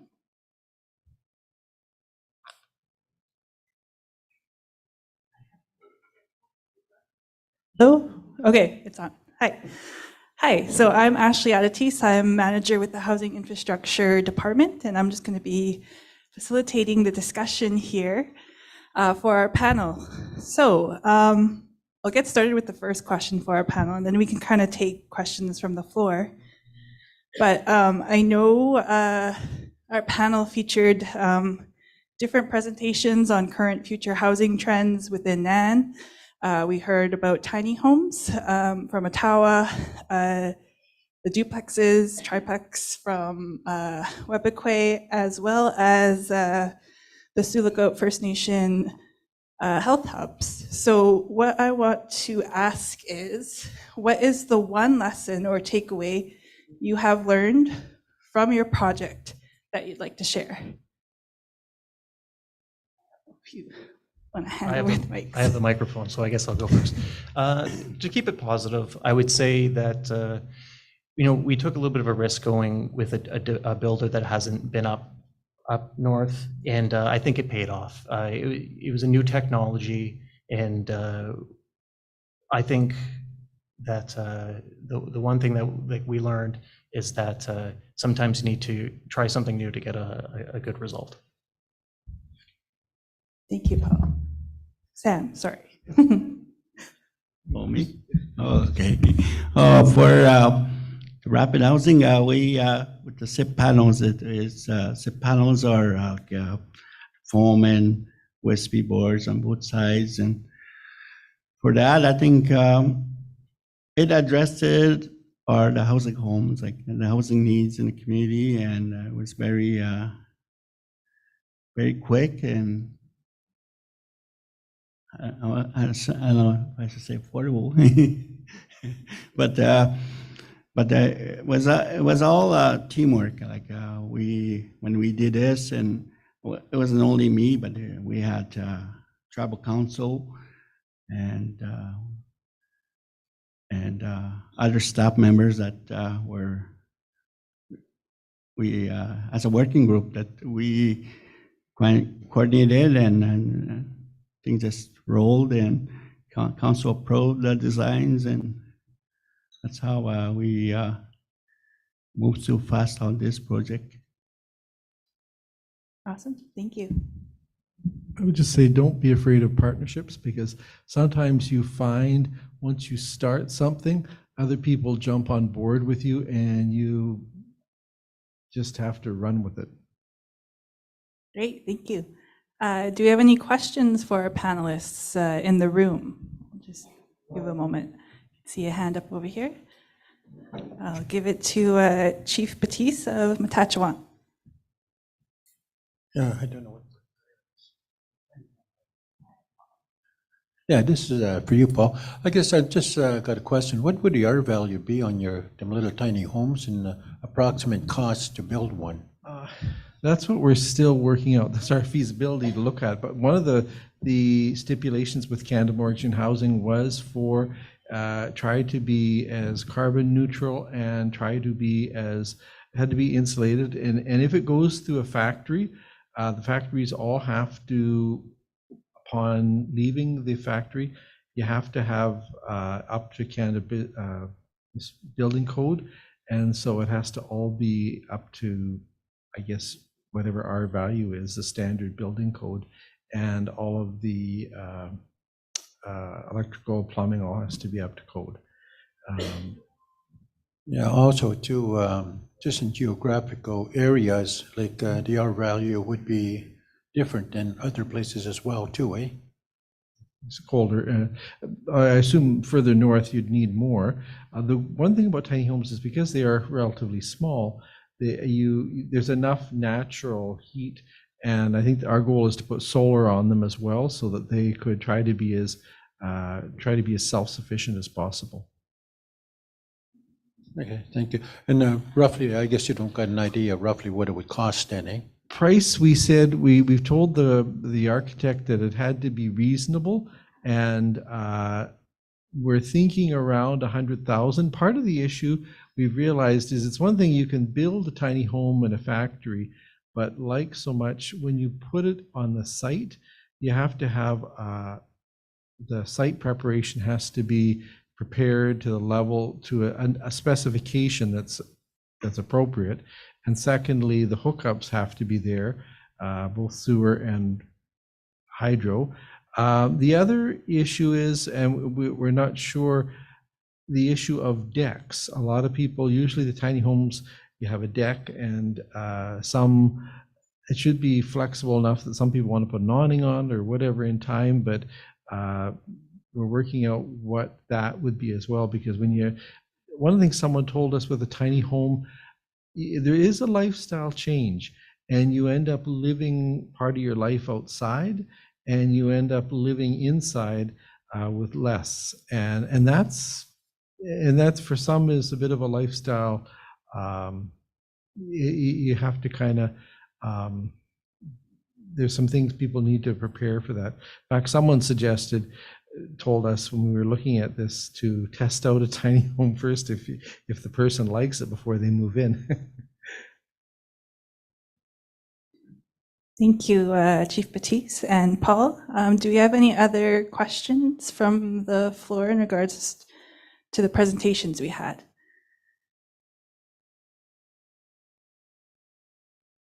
Oh, well, we have a question back here.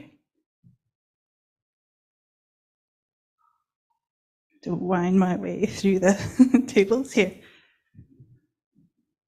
Hello. Hi. You mentioned earlier contractor, like where they can stay when they come to the community. Just wondering how you address that. Was the questions for me? Whoever, I think it was you that mentioned it. Oh, that's a good question. I'm not sure exactly where they stayed. I don't think they had to stay for long. I can get back to you if you want to give me your contact. No, I'm just wondering because we have the same issues on James Bay. Okay. Like that's always a big cost for. Yeah, for the project wasn't cheap. There is definitely costs involved with the project. Thank you. Oh, Paul, No, I'm just gonna address, like I said, we did that project in a community, and what we did for our community is being remote. We housed the contractors at the vacant unit that we had. So they rented out that unit for the duration of the project. But Webke has a motel, and we recently did a project that has 32 rooms that we're gonna be housing any contractors or industries or mining activities that's happening up there. We'll be using that facility for any projects like that. I would certainly contractors, engineers, physicians, every desperately needed. And one of the things about tiny homes, when you have people like that coming to the community, they're automatic renters. And places like Waha and other places, they will pay by the month for a tiny home to put people in. So it's a guaranteed income source. If you can get them to the community, the agency, organization, they'll pay by the month. So there's no problem with rent collection with Waha or like a contractor or a mining company. They're so desperate, they'll pay you a year lease if you want. thank you. We had a question up here. Yeah, thank you for those presentations. I just had a question or a comment regarding Paul, your presentation there. How has it been working with I've always thought educational institutes have an important role. Thinking about my education here, I went to school at Conn College, took the architecture program. And I know a number of us from the north had taken that, but it's now no longer available, that program. And I know the civil engineering program only has an intake every 2 years. So I think it's really impacted having those professionals available for communities. And so I was just wondering, with your experiences with the high school here, and I thought that was important, that they have created a curriculum or a program teaching kids, students about construction and trades. I just wonder if your experiences and if maybe that's something that's be available for more people or groups. Well, I would say it was a real key to the teacher. Lisa McLeod was the teacher there who worked with this group of students and was available to really and the program, the cultural support. And interestingly, she said the apprenticeship program that they run is a little different than the mainstream program. It's a much more holistic program that they run. Sometimes some of the apprenticeship programs are just, you do the construction, that's it, you leave, you go to the next class. Whereas the students, she said, they had a lot of other things they had to look at. And you know what? Because of all that support and the fact that they have a safe space to ask questions, they have a very low dropout rate. These students stay to get their grade 12, and it's the support and that safe space that's what keeps them in, and they get they're ready for apprenticeships afterwards at the college for or wherever they want to go for electrical, plumbing, and that type of thing. And you are right. She did say the school board really, they kind of skirted under the radar. The principal kind of had to stretch things a little. It really was a personal choice to do this. It wasn't a big political issue. They had to tread waters really carefully because they were dealing with a private company. Normally schools don't deal with private companies in a way, and now they don't know what to do with their success. They're like, okay, what do we do with this? Now we got kids from other places that want to have a more supportive process. So you are right, the education institutes, especially high schools, if they're not, they have to be flexible. And historically, school boards and high schools haven't been flexible. But in this case, it's something that they were. And a number of the communities, about, I don't know if they're all, they had remote communities, road access communities, some from the city of Thunder Bay. So they had a real mix of students. So it helps to have, I would say, the teachers is really the most important thing to have. Thank you, Paul. Are there any other questions regarding the panelist presentations? Oh, I see one at the back here.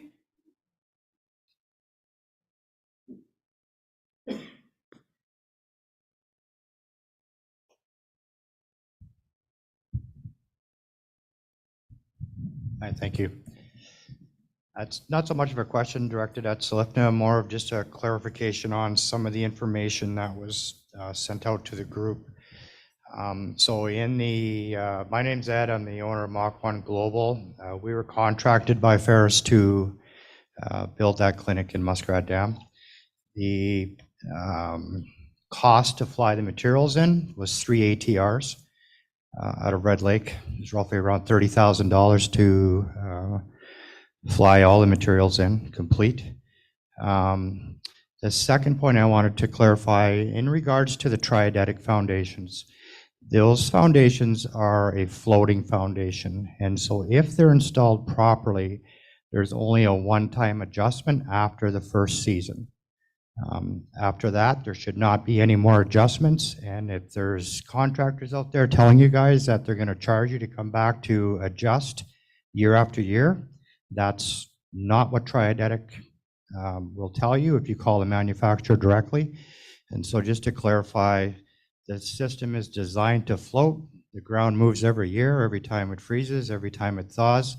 And so once we do that first time adjustment, that building at the top should never move again, because the geometry of the system floats below the building. That's how the design is. I just wanted to clarify those points so everybody had a better idea. And lastly, with ground screws, there was a concern from SIFMA on ground screws. There's different types of screws out there, but at the end of the day, it doesn't really matter if you're using a helical or an actual true screw. If they're not deep enough and they're not installed properly, they're going to move. If they're installed properly and they're at the right depth, and either the cutter on the helical is below frost or your entire thread length on the screw is below frost, then that post will never move. Thank you. Thank you, Ed. I think we talked a bit on the phone prior to here, but I know Ed has worked on multiple projects within communities, and obviously with the SLIFNA projects. So thank you for those clarifications, and I think that's also important to highlight when we had some discussions about contractors the other day, or yesterday, doing your reference check and whatnot. So yeah, just wanted to thank Ed for those comments. Any other comments from the floor?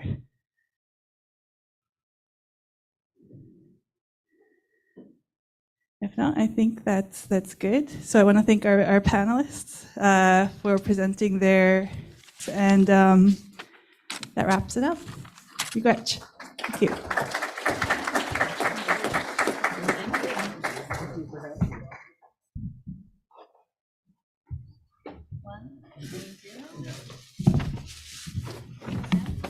Oh.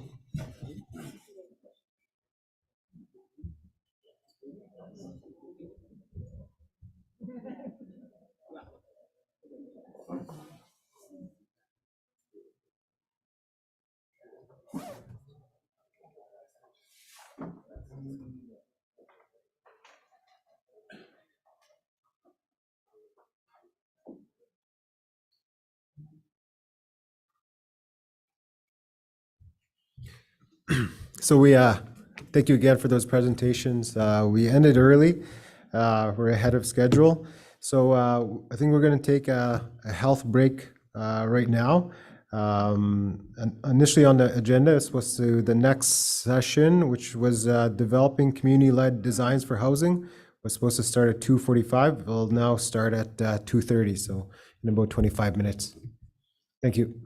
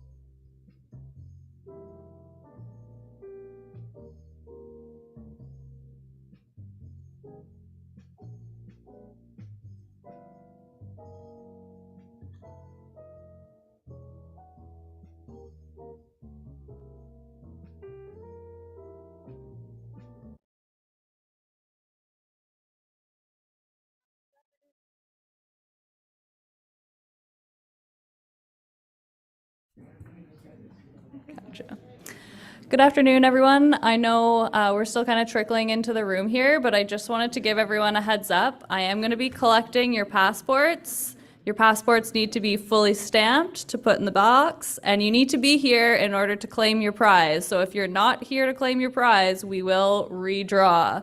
So I will come around right now and collect who's here, and we'll do a final call after as well. Thanks.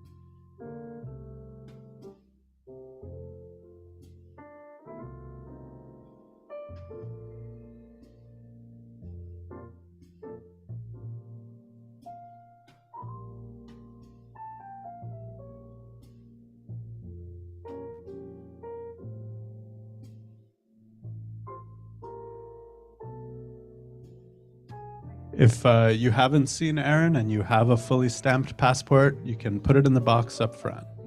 Aaron's standing right there. Don't forget to write your name or no one will win your prize.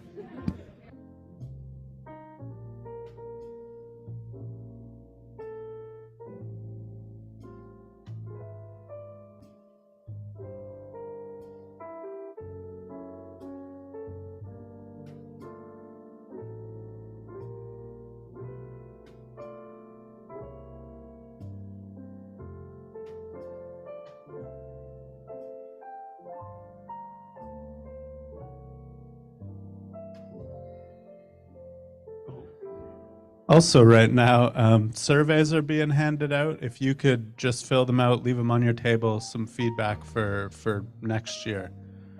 Thank you.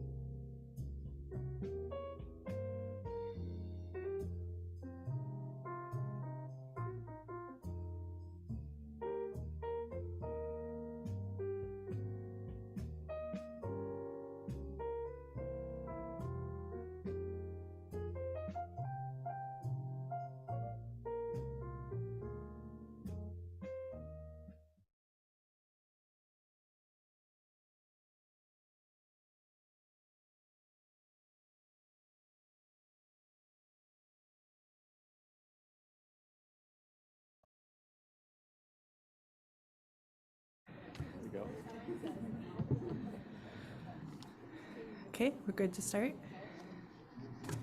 Okay, welcome everyone.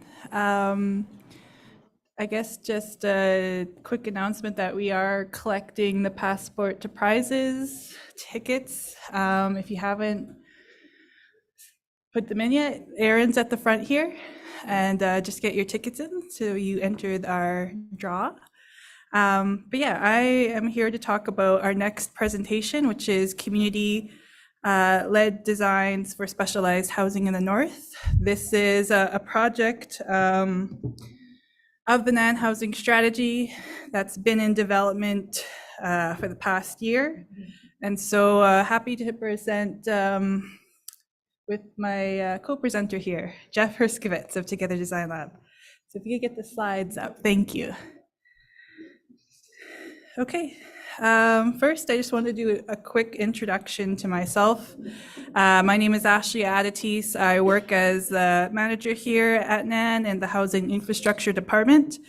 Having started with NAN as an assistant in 2018, made a coordinator and then manager earlier this year. I manage the various projects within the department related to the NAN housing strategy.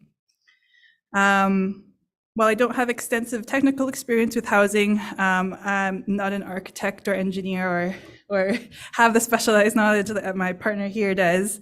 I have lived experience, having lived on reserve in a shack, and later in a cabin we built with no running water and an outhouse, because we did not have home at the time, and this was about 6 to 7 years ago.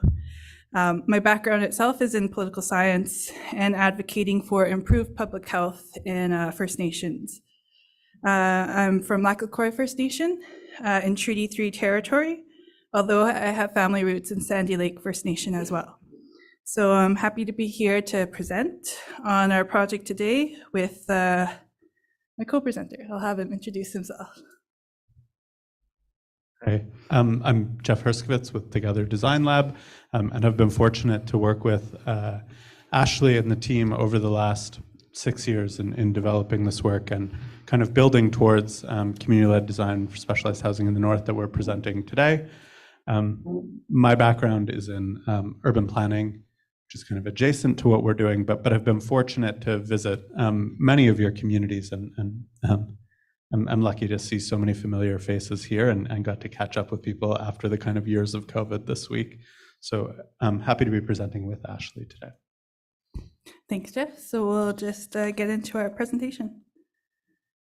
Okay, so what is CLDSHN, or most commonly known as Cold Shine within our project team? It stands for Community-Led Designs for Specialized Housing in the North.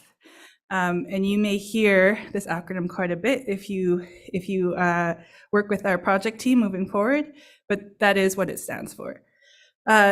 Like I mentioned before, this project has been in the making for a year now. We first submitted an application in August 2021, I believe, to CMHC's Housing Supply Challenge. And it was in response to the community feedback we received during the development of the NAN housing strategy.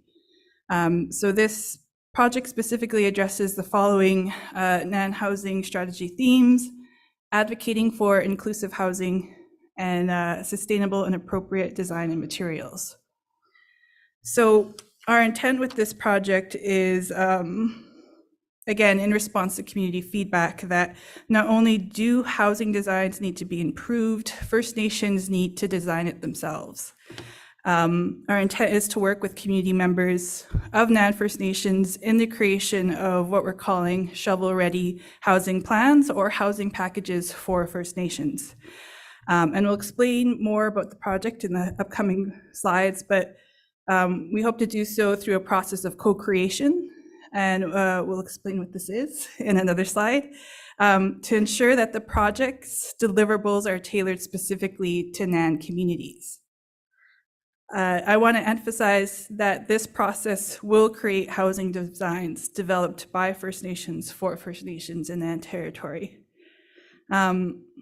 Just a little story. When I was living on reserve, I had just finished my first year of college and moved back onto the res to live in a house with many other people. I actually moved into the shack behind the house for a sense of privacy and my own well-being. And I always wondered why or how the people living in the house weren't able to access their own housing in the community. And if someone did get a house in the community, why didn't they get to choose how to design their own house? Why were all the houses the same, more or less? And there's a lot of reasons and answers to my questions, which I think it's so important why the NAN housing strategy represents the voices of community members, because this project really represents the feedback we heard, that First Nations need to design their own housing. So again, this project is about First Nations designing housing for First Nations, and it is a great opportunity to get involved and be part of the process to design housing in a more appropriate and good way. So once we complete the project, we anticipate that housing designs and other materials will be available for communities to use by 2025. And I realize that sounds like quite a bit of time, but these are multiple housing designs, an array, not just one or two. So again, to reiterate, the project is about creating shovel-ready housing plans for First Nations, designed by First Nations. So, like I mentioned, the project is currently being funded by CMHC, Canada Mortgage and Housing Corporation's National Housing Strategy, in a national funding competition called the Housing Supply Challenge. So NAN first applied for this in 2021 as part of round 2 of the challenge, and we were notified of the application success probably just over a month ago now. I want to be clear that it's a research project. None of the funding, unfortunately, could be spent on capital projects. We cannot build with it as per the funding requirements, but we can support the process before building or construction starts. The funding requirements stated that the proposed projects can only be used to overcome before construction begins. And we've heard from First Nations during our engagements that there's a lack of support for the pre-construction phase in undertaking a housing project. The pre-construction phase is important in establishing what is needed to ensure housing is built with quality and a cost-efficient way. We talked about this pre-construction phase in our workshops and in our panels. Those discussions will help us hopefully put together housing packages that will make it easier for you, housing managers and people taking on housing projects, to build better for the unique climate, geography, and cultures of Nan First Nations.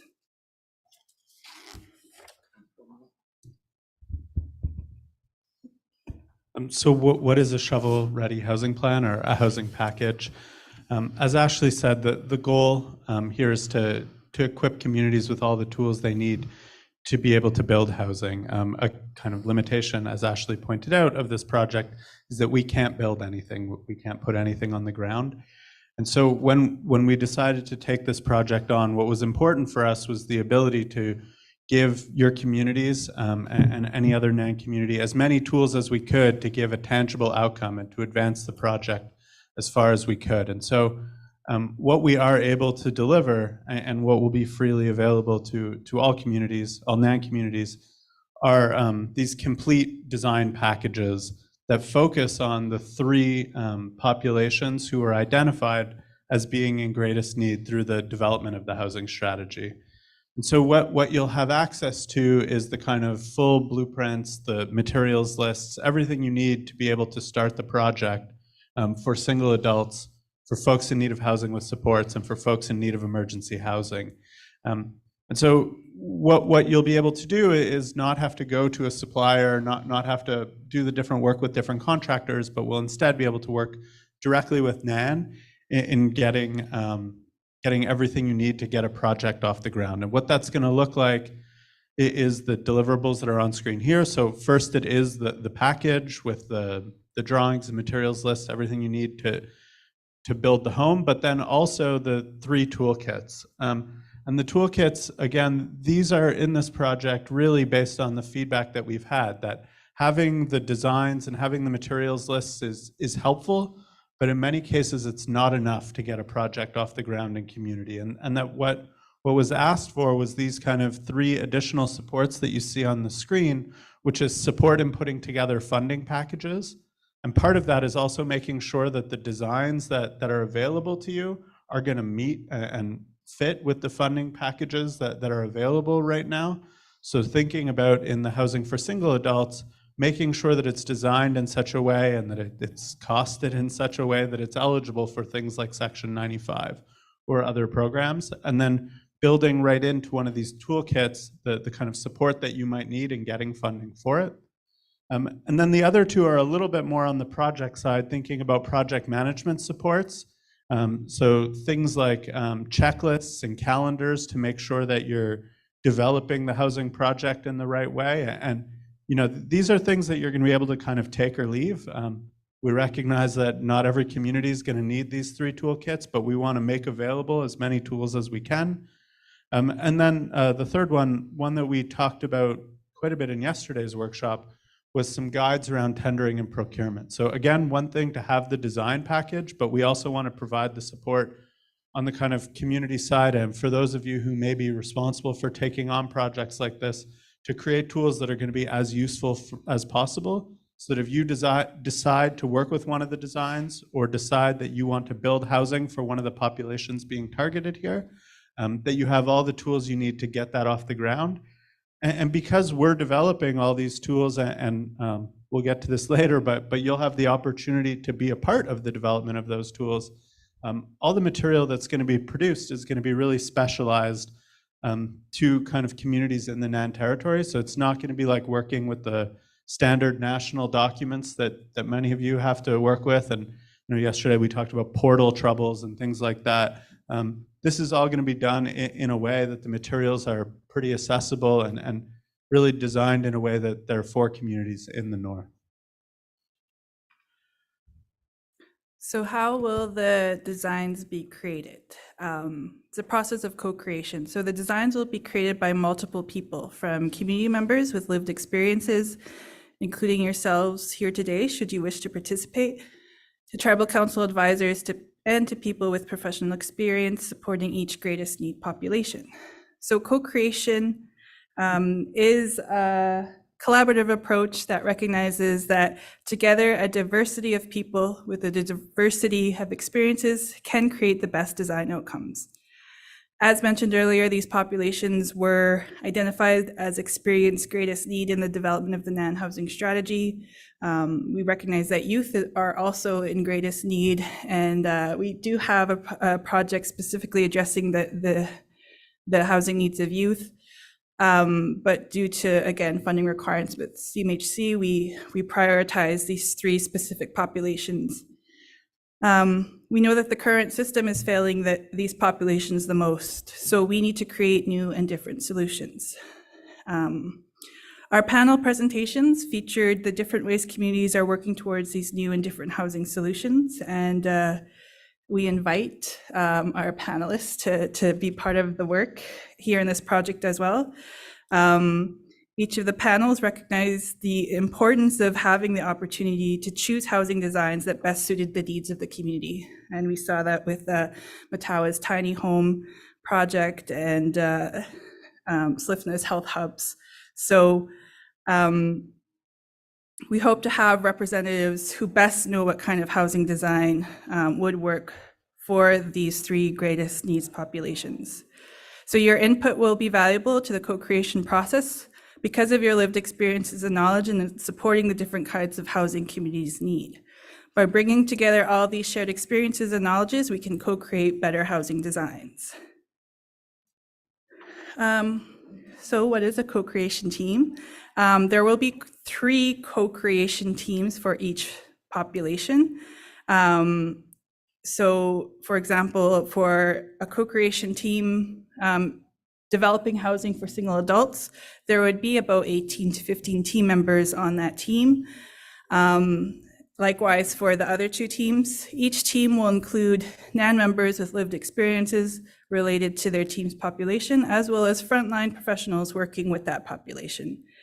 Team members are not required to have prior housing knowledge or technical expertise. Each team will work with an architecture team that is responsible for transforming the team's vision into reality, into a design, and ensuring that their vision can be implemented. So what does that look like? Just to offer you a little example, and I'm glad Ashley's here. I told her yesterday that she tells her version of this story and I tell my version of this story, and we do this kind of back and forth to each other on different stages. But Ashley told you the story yesterday of being at a workshop that we held in this hotel and her experience of working around figuring out housing design. And Ashley, I'm grateful as always for you telling your story. But I was the facilitator that she worked with that day. And what she, Ashley Bach, sorry, not Ashley who I'm standing next to. There's a reason I'm looking that way. Youth Council. Yeah, Youth Council. Sharatosh Katisik. What we were working on that day was the beginnings of what would become a home of our own, NAN's home for youth. And the process of getting to that is one that's long and complicated, and that we're grateful for the ongoing partnership of the Youth Council and youth across the territory. Youth in many of your communities have been a part of this. And it starts with conversations about what home means to you. And from there, we can talk about what's going to be specific about a home for young people.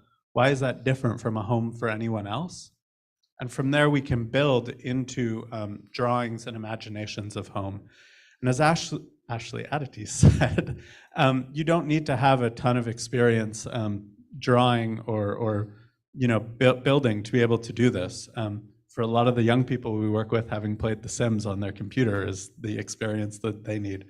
But it's good to remember that everyone has an experience of home, and so everyone understands what they would want and what their needs are of home. And so after kind of being part of a workshop, often what we get to is the kind of drawing that you see on the left here. This one's drawn with markers. But you can use kind of anything. We often have little pieces that people can use so that it helps drawing to scale. But we can do this in a lot of different ways. And then what we do is kind of digitize those sketches so that we have a record of them. And we're fortunate now to have hundreds of these drawings by young people across the territory of how they imagine home. And from those drawings, we get to these kind of what you see on the right of the slide here, bubble diagrams, which are kind of conceptual diagrams that understand how different spaces relate to one another, the circulation in homes, the relative size of spaces, questions about privacy. You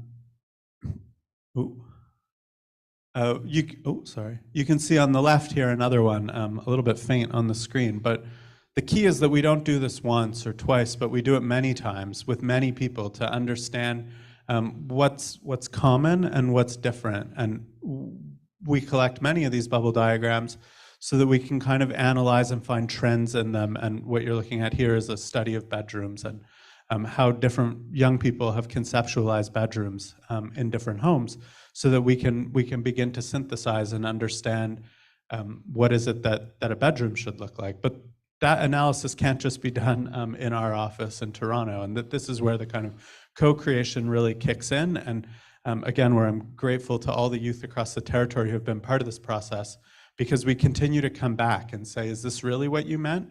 You know, when we look at bedrooms this way, are we getting it right, or are we making it up?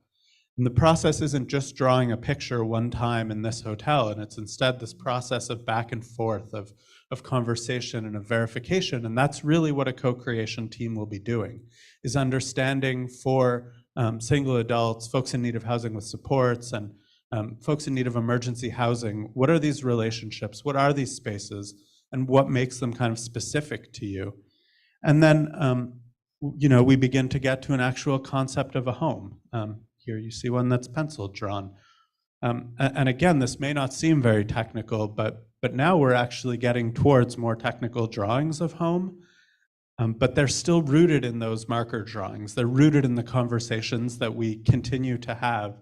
And we continue to make sure that these spaces, now as we get to spaces that we might think of as more technical and more like the kind of specialized drawings of home, you can see that they're really not actually that different from the bubble diagrams. And so that's kind of what the process of co-creation has looked like with young people. And it's one, again, that happens as conversations, that happens as these drawings, and that goes back and forth to make sure that we're getting it right. So that's what co-creation teams will do. The second process of creation is of those toolkits. So I mentioned before that there'll be 3 toolkits, one around funding packages, one around project management, and one around tendering and procurement. The process, obviously, in creating those is going to look a little bit different. We can't sit around a table and do bubble diagrams of a tendering and procurement document.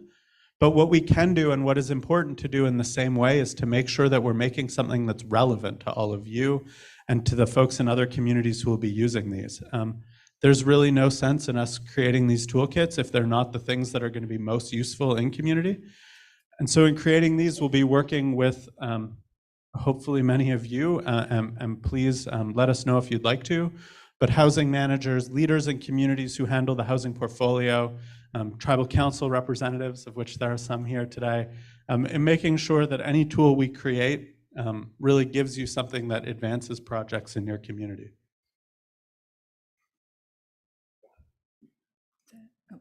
Okay. So who else is involved in the creation of these housing packages? A number of project deliverables require technical knowledge and experiences that cannot be captured by the co-creation process. For example, architects, engineers, and other technical advisors will be involved. We realize that there are significant upfront costs to hiring an architect and engineers and when designing a housing project, and oftentimes First Nations may not have the funding to do so. So this project is really bringing together this technical knowledge and experience that First Nations may not have otherwise had access to due to challenges with funding. We also recognize that the use of the final product we developed and the training required to use them relies on their relevance and usefulness to communities. So your input into the final designs and toolkits will be important in making these useful. And we do plan on getting feedback up to 2025 when the project's to be finished at annual housing summits such as this and regular co-creation meetings. So yeah, tribal councils will also be engaged throughout the design process as advisors to ensure that these designs and toolkits will actually work for communities. So the support of First Nation leadership in using the designs and toolkits is also really significant in the success of these housing packages or shovel-ready housing plans. We have a Chiefs Committee on Housing and Infrastructure. It was most recently reestablished this year. Currently 6 chiefs sit on the committee, although there are 7 seats. So we are looking for another leader to join from Nan Territory. The Nan Advisory Councils also sit on our Chiefs Committee, providing support and guidance. So that is the Women's Council, the Youth Council, and our Elders Council. Regular updates will be provided to the Chiefs Committee. The committee now meets 4 times a year to provide guidance and recommendations to Nan and specifically the work within our department. The Chiefs Committee will act as an advisory body in reviewing the housing designs and toolkits in development. We're also hoping that the Chiefs Committee function as the champions for the toolkits and guide us in ensuring that First Nations have the resources once the project is completed to actually have the funding to build these units, which is another process. As Ashley mentioned, there'll be additional kind of technical advisors and external technical advisors on the project. It's important that whatever the co-creation team's design is able to function and be implemented in your communities. And so there is an architecture team that's being partnered with each of the co-creation teams.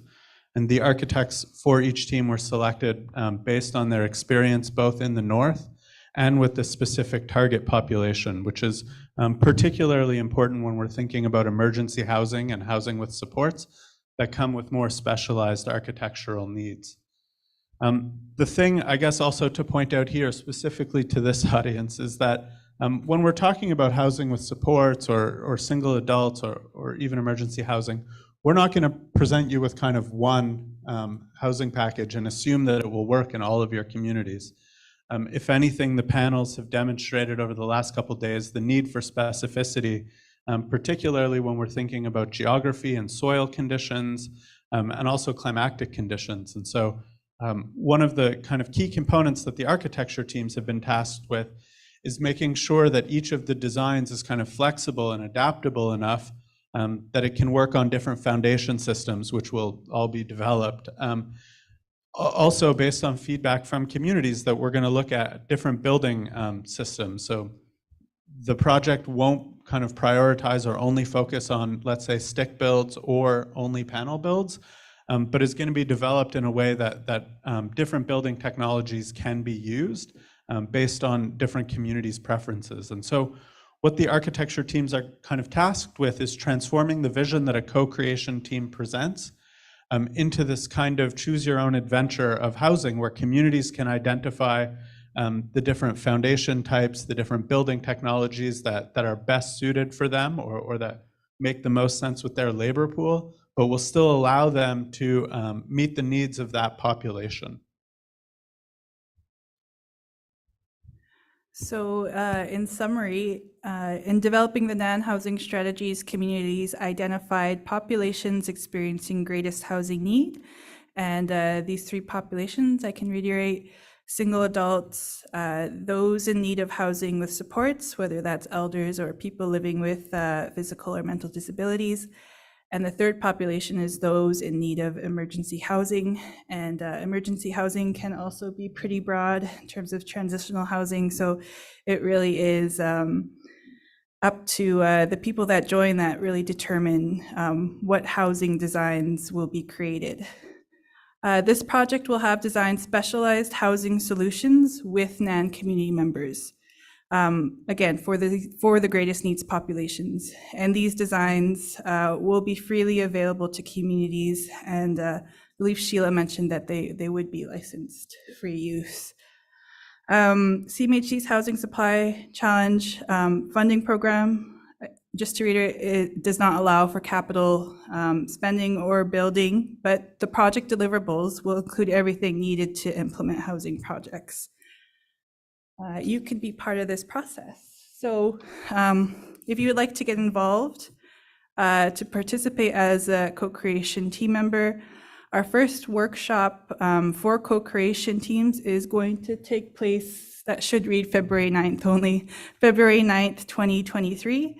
We're in the process of planning this workshop, and we are going to post a save the date on NAN's social media, likely next week. But we're telling you now that that will be the day. This is going to take place here in Thunder Bay at the Valhalla Hotel and Conference Center. And registration should open quickly, shortly, soon for that as well. Should you choose to become a co-creation member, there would be a minimum, I guess, expected commitment of 2 to 4 days in co-creation meetings.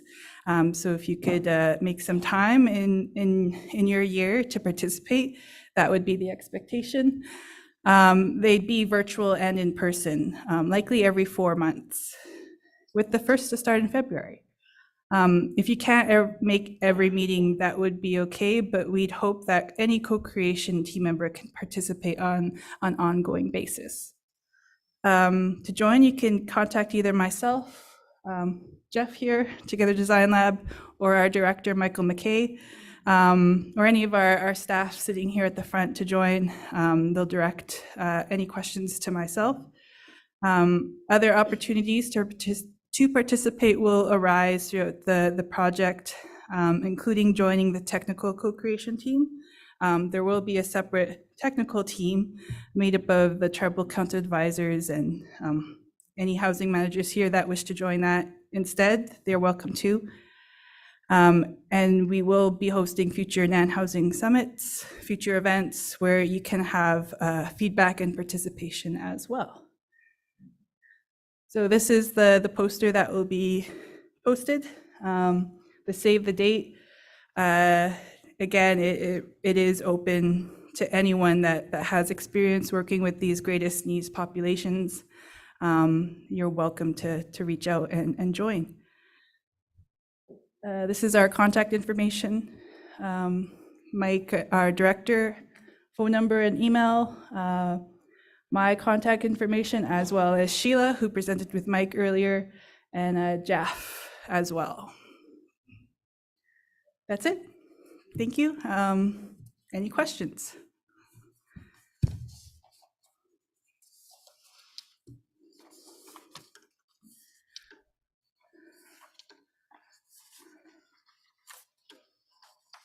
Figure out my, there.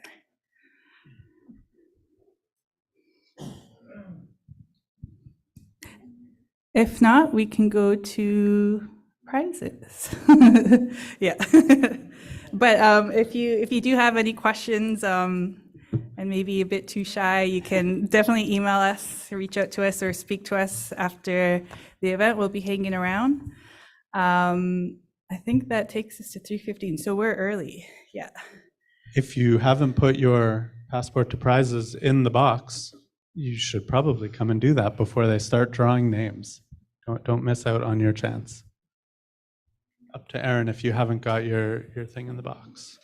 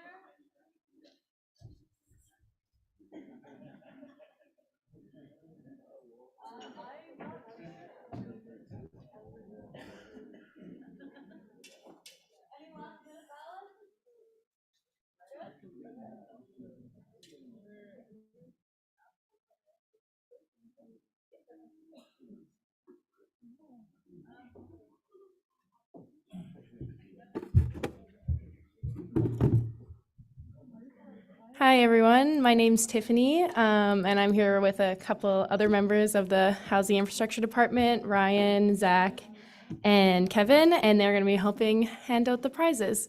Last call again for ballots for passports to prizes? Last call? No one else? Okay. So it looks like the first prize here is going to be a fishing rod, a net, and some gloves. And this is going to go to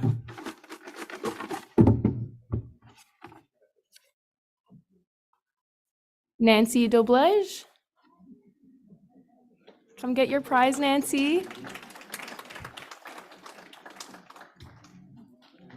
Alrighty, our next prize is going to be a heat seat, neck warmer, a hat, and some gloves, I believe. And this is going to go to Michael Solomon.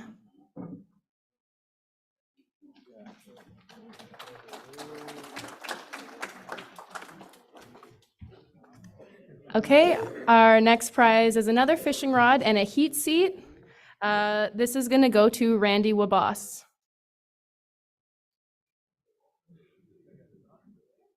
Randy Wabos.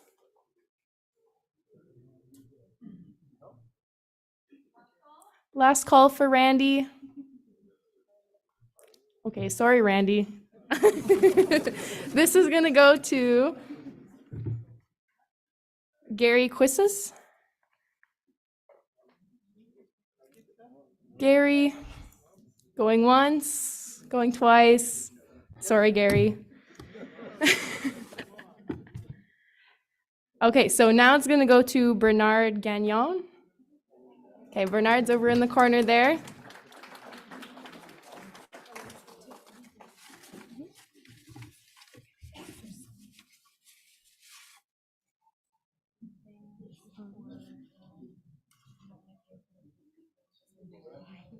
Oh, okay. Okay, our next prize is going to go to Dano Moose. Dano's over there in the corner. Thank you. Our next prize is going to go to Matthias Anderson.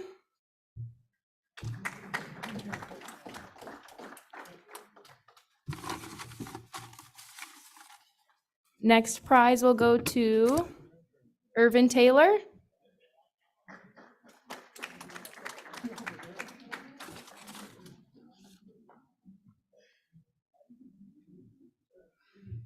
Next prize is going to Jerry Queckwish.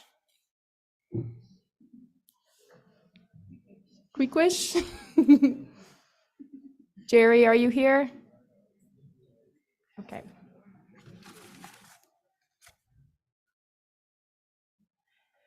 Okay, the next prize is then going to go to Martha Sturgeon.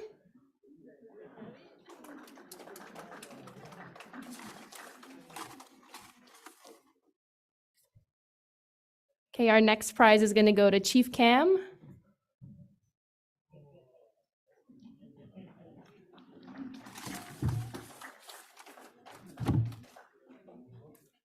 Next prize is going to Debbie Corsten.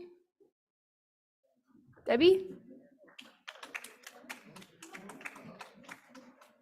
Oh, Debbie's at the back over there.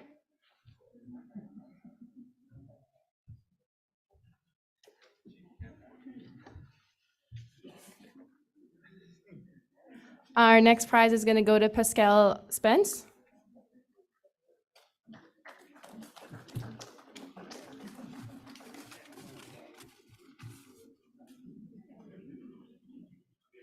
Next prize is for Leonard Brown.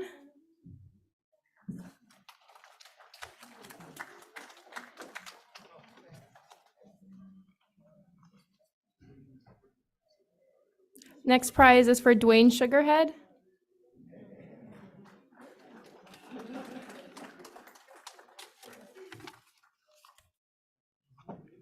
Our next prize is for Stanley Bluecoat.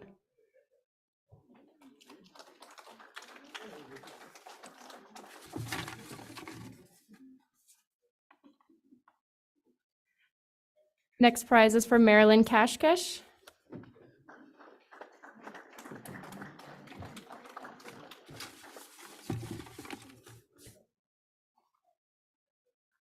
Next prize is Adrian Magiscon.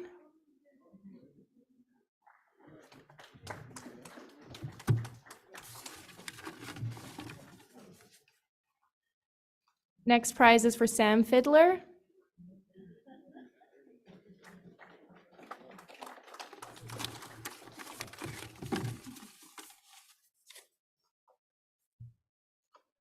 Next prize is for William Sturgeon.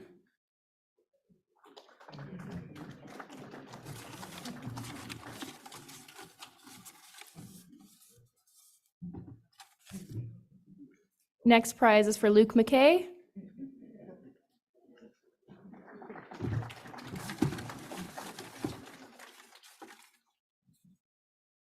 Next prize is for Frank Lachenette.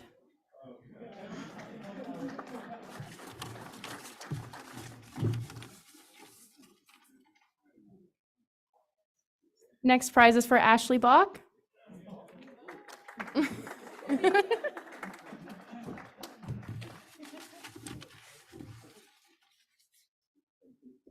Next prize is for Conrad Sutherland.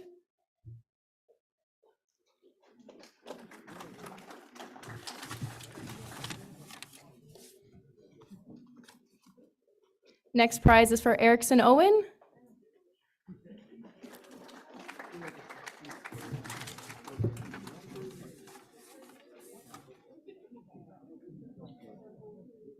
Next prize is for Janet Fletcher.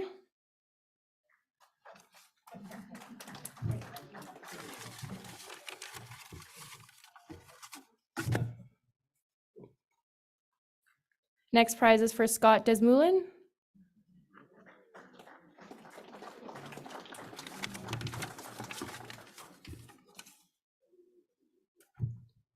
Next prize is for Leyland Fiddler.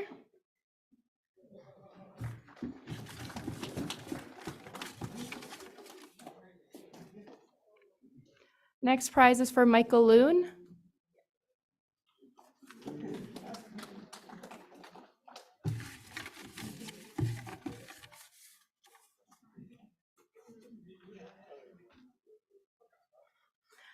The next prize goes to Chief Batiste.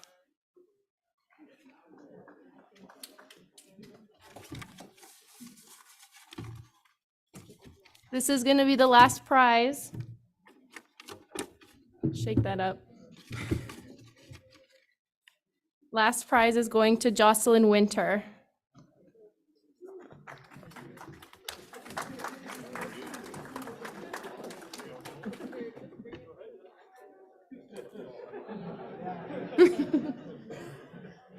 Thank you, everyone.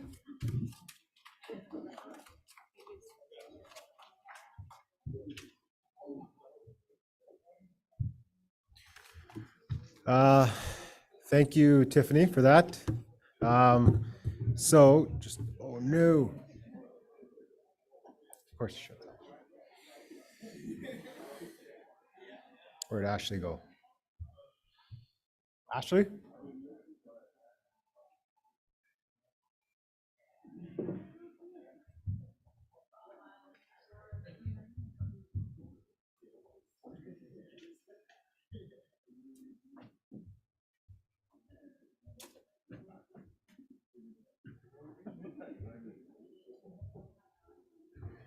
I'm just firing up the laptop just to provide some review of the review of day 2, then just provide those closing comments. Then we're going into the into the closing prayer and then the Nan drum. So give me a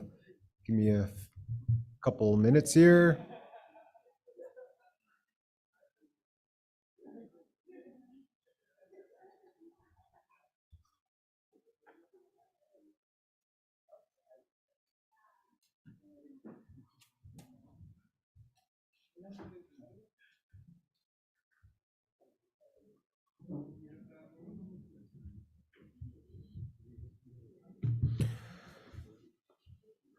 Okay, I think we're set now. Yeah, thanks for the last couple days. Hope you enjoyed the presentations and all the information sharing. And just to provide a quick review of day two, before we close the summit, we just want to go through some of the items. So this morning we started off with the presentation from Georgina from Health Transformation and Hillary from Together Design Lab. Their presentation emphasized that the continuum of care must be led by First Nations and that care options need to be flexible for communities to choose the types of care they may need. So I want to thank the Health Transformation team for their support during the last 2 years. Health and housing are closely tied together, and it's important for our teams to be able to work together, learn together, and work towards the same goals. This morning's workshop focused on housing and integrated planning. We had many great discussions and successes and challenges communities and organizations have faced. We've had many of these discussions in community during the strategy development, and each time we learned something new. It is important for us to keep these discussions open and ongoing, and that we can continue to learn directly from these new challenges. At lunch, we heard from Deputy Chief Stanley Bluecoat about his story, his experience in getting the mortgage for his house and how he developed into a small business. But it's, from what I've seen from the last few years, it's really grown to his house, to his hotel, to his store, to now his new gas station. So congratulations on that. Afterwards, we heard our panel on the current and future housing trends in Nan First Nations panel. So thank you to Paul Capon of Matawa, Glenn Wabas from Webequie, and Sam Hurst from Sulcoat First Nations Health Authority for joining us and sharing their experiences.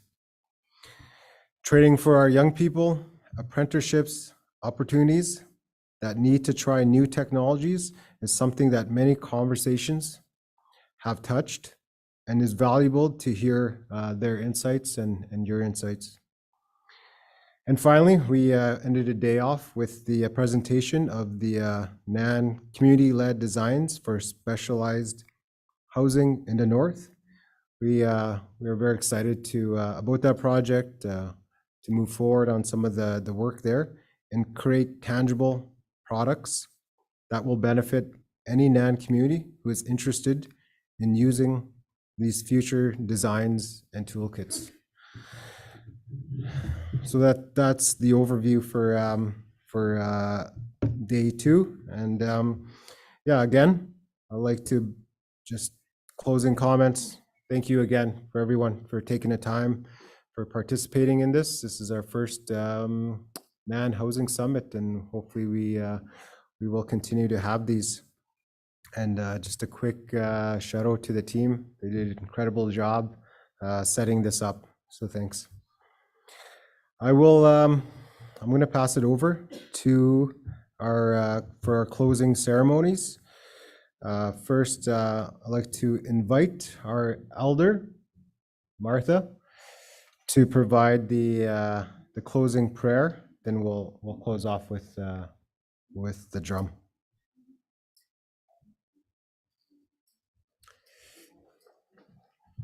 Thank you, Aaron.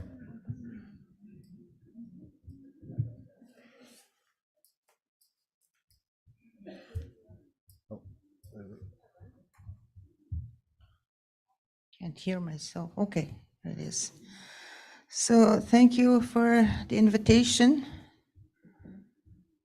for Nan and the workers. I'm glad I got to see a lot of people. I forgot how big Nan is, the communities. So I'm really glad that you are here, that you have an intense interest in homes. Anyway, just to think of, I couldn't really concentrate most of the afternoon. We have a lot of sick people in the hospital from my area, and now they've just announced that visitors are not allowed because of the influenza effect. So it's getting harder for them. So we'll say a closing prayer now.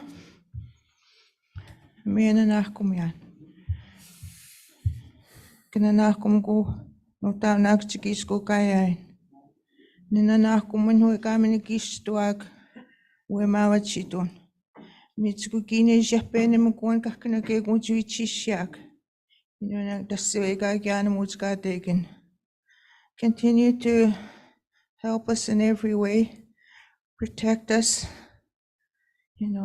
as the participants head home, give them a safe travel, keep their communities safe.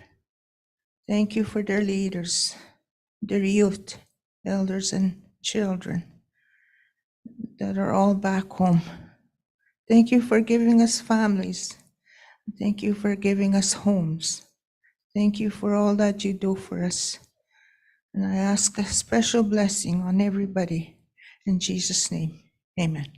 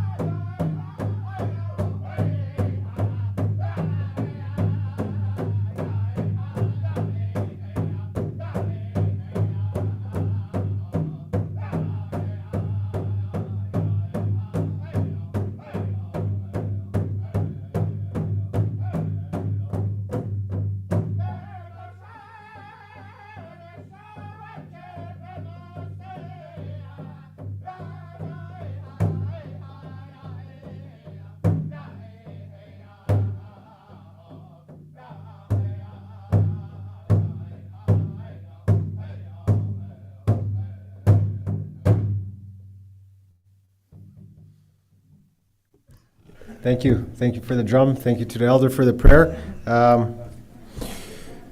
One quick note, remind everyone that there's a bus leaving here at 6 o'clock, 6:15 Crossroads, going to Walmart on Memorial and coming back at 9 p.m., just to remind everyone.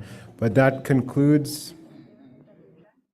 And if anyone has not picked up their check yet, the delegate checks, they are up here at the front.